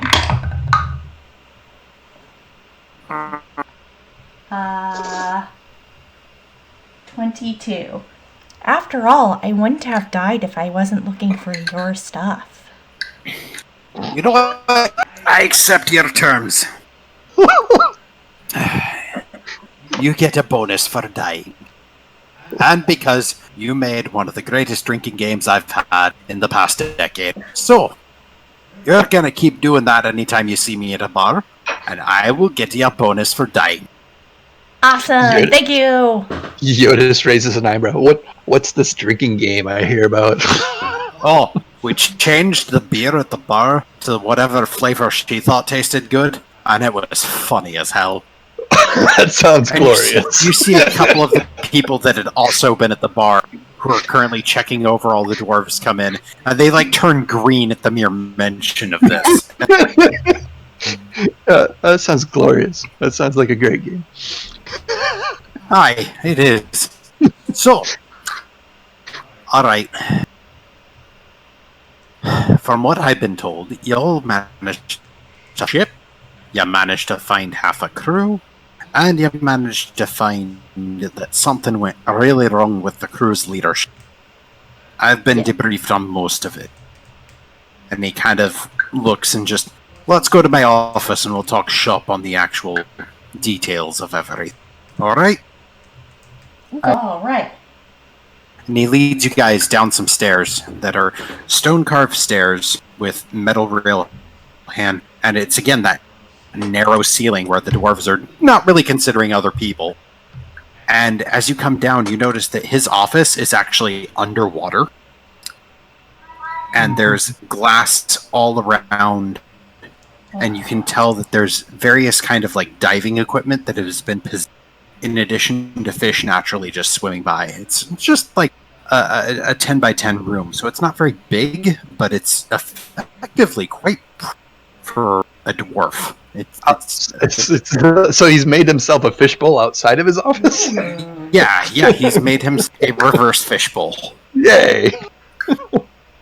And his desk appears to be native from the island with wood that is clearly from either palms or some other form of beechwood. It's just simple. The floor is just that stone slate again, and there's not really any decorum to this office aside from that. Aside from a massive map of the world with emphasis over the Infinite Isles and what we know of the Infinite Isles. So he takes a seat in a chair that is just a simple stool. And I'm sorry. I'm normally working in here with a lot of extra chairs. And he kind of thinks for a second and then grabs this tether line, holds it up, and just, I bring 4 chairs. Yes, one's for big people. Bring 4 chairs. Puts it down, and sure enough, 2 stewards, 2 sets of chairs each, and they're nice and have they're nice and have comfortable seating, a little bit of cushion and pad, and just simple black. And the stewards give you a nod and head back. Thank you. Thanks. So, yeah, looks around, hits a button on his desk, and the door is closed behind him. Whoa. So, let's talk kind of. That operation was a shit, and I'm quite certain all of you know what kind of shit show it was, or at least some of you do. So, He said a bad word. I'm gonna say a lot of bad words, lass. It's part of your bonus. Right. So, I have options. The work you've done for the is frankly top-notch. We normally don't extend membership offer to people who are not dwarfs, but in all of your cases, you've been proven yourselves as top-tier people. So, I have 2 offers. Either one, I offer you 500 gold, and I say good day. Or 2, I offer you 300 gold, in addition to Getty's colors for your ship, enabling you to port at any of free of charge. Oof. What are the responsibilities? No responsibilities, only more job opportunities. For example, there's a bunch of Quarka ruins it's going to take me about a month to schedule a demolition for. I can't save the poor bastards that got dragged down there, but I'm going to blow that place to fucking Kingdom Come. If you want in on that, there'd be more pay. I'll check with everyone else. I'm in. I mean, You don't have issue with me formerly working for the Dajani, do you? Are you still working for the Dajani? Just freelance.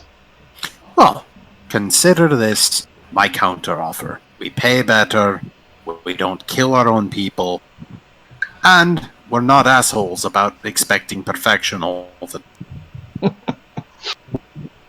I mean, leans you may back. not kill people, but there's a lot of hazard.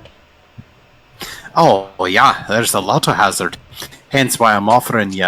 This is either 500 gold to say thank you for everything, or 300 gold in our guild color, which means you're also part of the guild and allowed to take on jobs for us. This could involve us paying you to let some divers out, paying you to try to locate undersea ruins. Or Molly. Wait, Guild colors aren't an obligation; they're an opportunity. it's like having a get-in card. Aye, you get it. You wouldn't have any problems with us doing work for any other guild, would you? I mean, So long as it's such not as- trying to undermine us. such as the Storm Chasers. No, the Storm Chasers do valuable research, honestly. I wish we could line up with them more often. Or the Dajani. It does He sound just like he's kinda trying says to be that- nice. He just kind of pauses and just... Look, I'll be honest. I personally don't like the Dajani because I think they're a bunch of stuck-up who overcharge everyone for everything. But, at the same time, they haven't lost any ironclad ships lately and had to send out a bunch of adventurers to get one. So, trade-off. Again, I don't consider it to be at terse terms with them. They're just competition. So, Fair if enough. they're ever trying to fuck us over, I would ask you to come and tell us what they're trying to do to us. And then you would be compensated. I think I'm okay with it. I'm perfectly fine with that. Being fair. It Yeah. does sound fair. It just Very sounds good. like he's trying to give us like a passport. Am I Yep. using that Exactly. right? That sounds like it. Yeah. Multipass. Multipath. Multipass. It's a multipass. Lilo Dallas multipass. Again, I'm going to start sending out feeds today to start scheduling 2 more Stalcons to come out and help me destroy those ruins. But right now, the only thing that I can offer as far as immediate job work is to figure out what the ass on Trinisbad was doing buying Snalligasters. Oh shit. Yeah, I don't like them either. According to what we saw, he was going to hunt them for sport. Really? That is amongst Is that the not- stupidest things that I've ever fucked. And he just Oh. kind of looks at Lestrin for a second. What? Why would someone want to hunt those things? They're awful. I Ugh. don't know. Well, I think we have to hunt one down. Summer Heart. You mean it's on this island? No, sorry. Excuse me. Summer Bella. Summer Bella. Not Summer Oh, Heart. thank Summer God. Bella. Summer Look. Bella. If you manage to hunt that thing down and kill it, 50 gold. You bring me its head, 50 gold. 100. Roll a persuasion check. Oh, lol. 12. I need to roll a d20 instead of a d12. No, you All right, just roll. 100. You know what? 100. Thank you. Ah, I'm that's getting good at haggling. you are. Like Jyotis kind of like widens his eyes a little bit, like he's I think it That's helps that kind of he seems impressive. nice. Yes. like it's a big improvement from the bar the other day. This is partly because that fucking helped or killed 25 members of a crew. I want it dead. So Yeah. you find it, you get to bring me proof. I want its head. I want to stick its eyeball in a nice little fish tank and put it right here on my desk. Oh, you want to pay us 100? Awesome. I could do that. He slowly blinks and just... If you're gonna play mind games with me, we need to start drinking lots. Reaches into his Just desk, make whatever it is taste awful. pulls out this... And this is a bottle that is easily more described as a mini keg size, and starts pouring himself a very tall glass of an amber, and then puts the bottle back and just... Oh, I fucking blew that negotiation. Downs it. I think you mean candy cane liqueur. Oh my gosh. Oh, I've got a con It's like the save. most terrible peppermint schnapps. oh my god. Oh, he makes It's all his con save. sticky. He makes his con save, but it gets, like, because he goes to drink it quickly, so it goes, but then, like, afterwards he's tasting it, and he's just, you did that thing! This guy. I like him a lot. I like him too. I mean, So, do we have a deal? Do you want to join the guild, or would you rather this be a one-time payment? I'm in. I'm in. I think it's good to have backup. Mm-hmm. I like him. Alright, then. Plus, I want to drink with this guy. Okay. I want to drink with him. He pulls out a sack of 300, puts it on the table, and then reaches into another compartment and pulls a case of plain steel and puts it down.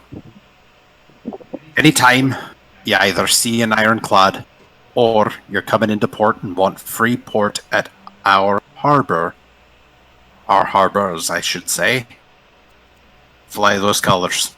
Now, I guarantee you not everyone's happy to see Getty Zealous colors, but most people are, because we're helpful. Mm-hmm. Sounds good. Thank you. It's good. Oh, We gotta go drinking sometime when you're off duty. Wait, you only drink when you're off duty. Oh, no, no. And he starts, like, sliding the colors back, like, no. I Deal like broken. this guy too much. Oh, that's good. Gets it about halfway across the table and then slides it back out and then pours out 3 glasses for all of you and just, alright, come on, fuckers, let's play a game. Miss, Uh-huh. Yes. I want some flavors. Okay. This one's cotton candy. This one's candy corn. This one's the gummy worms, and that one is just sprinkles. Oh. So, he pours the 4 glasses and kind of like shuffles them around really quick, so I'm going to do a sleight of hand check. Yes. It's not great on his slide. It's slow because he's already been drinking, so you can see him very clearly. He grabs a glass that is going to be sprinkles. The rest of you, he kind of turns to and just, all right, come on, you fuckers, let's drink on this and make it official, huh? I'll grab the gummy worm one. I'll take whatever's left. Yeah, I don't care either. I don't I'll care. go for the rest of the I'll paper rock Spoiler scissors you. alert, it's all sugar. Yeah. Offers his glass up and, all right, toast, fuckers. And clinks with you. And all of you get to roll Constitution saves who drink. I Yay. don't care. My god, this guy is a champion. Shit, where'd my con save go? Garret, you handle it just fine. It's weird because it burns and is so sweet. Actually, this is a save, right? Yes. Bob? Okay. Yes, this is a save. Lestrid, you've tasted far worse. You being the first person that Lolly experimented on, you know that there is far worse flavors than this. Yeah, candy corn. Yeah. Jyotis, you handle it just fine too. It's again that like a little odd sweet. taste. Oh, it's a lot of sweet. It's definitely not my cinnamon grog. No. It was turned into cinnamon. What a hot damn. Yeah. But all of you down your glasses, and that's a good fucking game. I like that game. It's a great game. I like this game. So, again, if and when you're willing to check out and see why that fucker on Trinisbad wants fucking Snallygasters to hunt, I'm willing to pay for a little information. And if you find that last Snallygaster and kill it, I pay for that. Information on that ass in Trinisbad and is starting to slur his words a little. I'll pay you at least 50 gold, and if we can prove he's doing something illegal, I'll triple it, 150. Sounds great. Okay. So, Dad. last thing. Understand that this payment is buying your silence. I don't want other guilds, or even this country, to know everything that was going on that boat. I don't know what you're talking about. Exactly. He means the big metal ship that we went to. No, I got it, Lolly. Thank. Nah, she's good. She's good. I know she's. But I mean it. We work hard to maintain good relations with Ayamasung. We don't want to step on any toes. Right? Alright. Only Gary and I here really know the whole story anyway. Good. Well, if you don't mind keeping that close to the chest, I don't mind paying you. Works for me. Alright then. Well. Just don't ask me to go back to that Kinko. I will That guy never can't again. spell to save his life. I will never again ask you to go to that stupid fucking paper place. But I will ask if you'd like us to put you up for a night in either the Dingy Bird or... Oh, fuck it. I'd even pay for Aquarius if you wanted it that badly. Oh, I don't. Oh, like I'll the take a Aquarius. free night at the Dingy Bird. I'm fine at the Dingy Bird. Yay! I rather like the dingy bud. Me too, for reasons that are not related to anything. He gets this big smile on his face, and is that so? Well, alright then. I'll put you up for a night there with meals and drinks. Thank you for your help. Before I leave, I would like to offer you this. And Jyotis leans over and kind of pulls up his leg on his, special leg. And Yeah. he undoes it and pulls out the bottle of whiskey. Are you... You seriously just caught around a package of whiskey in your stump? It's my survival kit. I like it. Alright, pour some. He pours a little bit in the glass. Do you guys want any? And he looks at Is it Garret yummy? and I left. don't- I'll pass. I'll pass until we get to the Dingy Bird. Mm-hmm. Okay, fair enough. He pours enough for him and his dwarven friend. Yeah. And he corks it and puts it back together. With that, as you're putting everything back together, he pushes that button under his desk. The door opens up again, and he just... Well, here's to a good working relationship with all of you. Go enjoy yourselves. Have a good night. And, by God, play drinking games with that thing. That's amazing. You have a good day, sir. Nice meeting you again. Oh, I almost forgot. Hmm? And he kind of stops and just... Hey, one other thing. As a thank you, consider this, and he kind of reaches under his table and pulls out 4 little tickets. This is the Exalted Bathhouse over near Aquarius. Very nice, luxurious accommodations. We typically treat our officers after they do a long haul and make sure that they have a nice spa day, so to speak. Even dwarves need it sometimes. Since all of you went through the shit to get us that ship back, consider this on the house. Thank you. Thank you. Ooh. Oh, thank you. With that, he gives a nod and just, all right, you fuckers, go party. Yes, sir. What is Let's it, like go, five farters. bells now?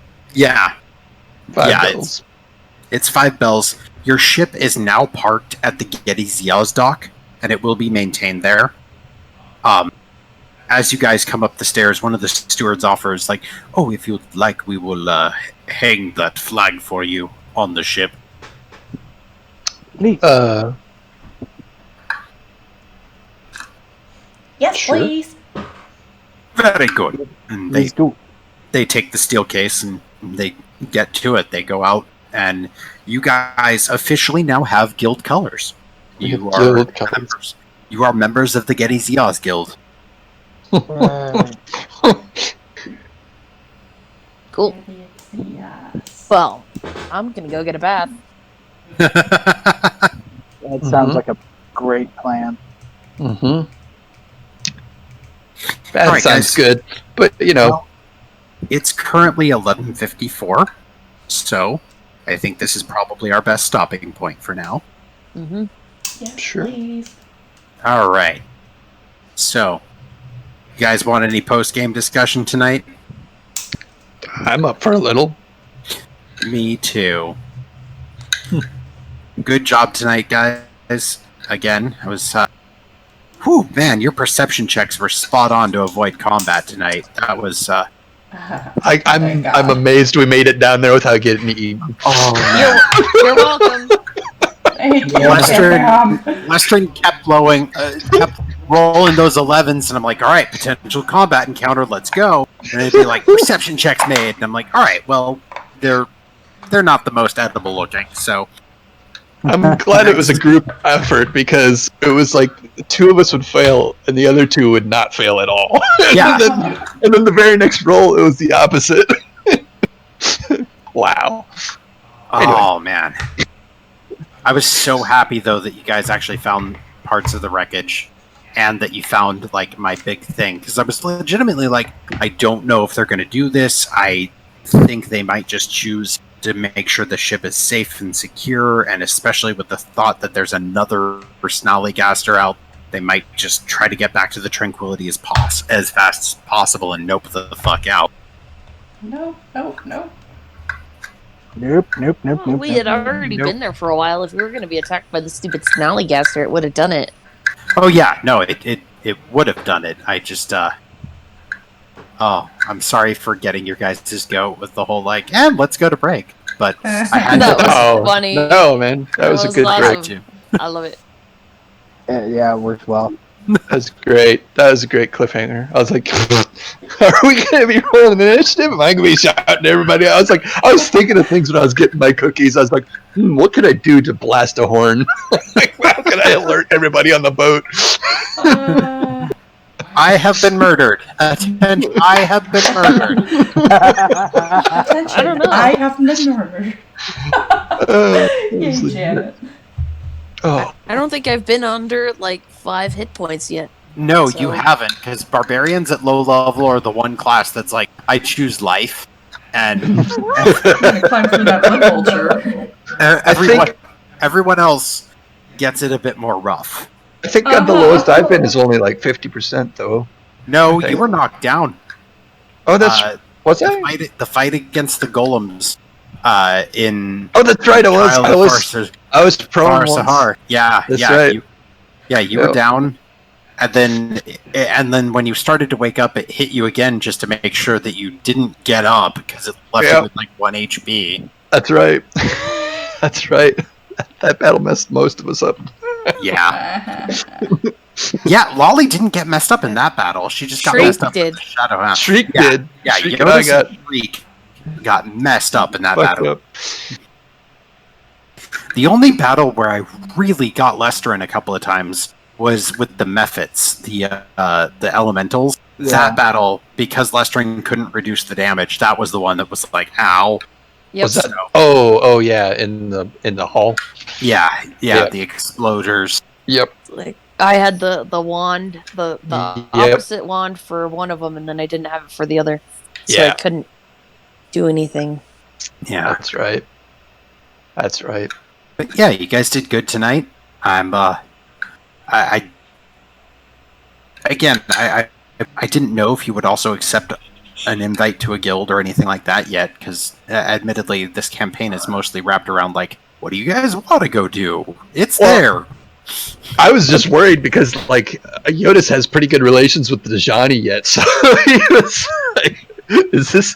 I mean, these guys are basically, it's like, am I going to work for Coke or Pepsi? Coke or Pepsi? No, this is legit kind of competition. And granted, they do work together over stuff. Like the Dajani don't do underseas diving nearly as much. So, yeah, they recognize that both need to exist. But yeah, there is that like kind of edgy competition. That, they're. It's good to have both, though. Since we're freelancers, I think it's great to have both colors because. Well, you don't have Dajani colors yet, but you do have Gedizias. I have a flag. Yeah, you have a flag, but in the meantime, that is not ship colors. That is true. It's just a flag. Yeah, exactly. Jyotis belongs. The rest of you, not so much yet. Yeah. Pepsi. Do you have a flag? We're in the corner. Oh, that's the RC. best one. Do you have a flag? That's such a great skill. Have a flag. Do you have a flag? The claim is land in the name. I just love how he sticks his tongue out at the end of it. Do you have a flag? Anyway,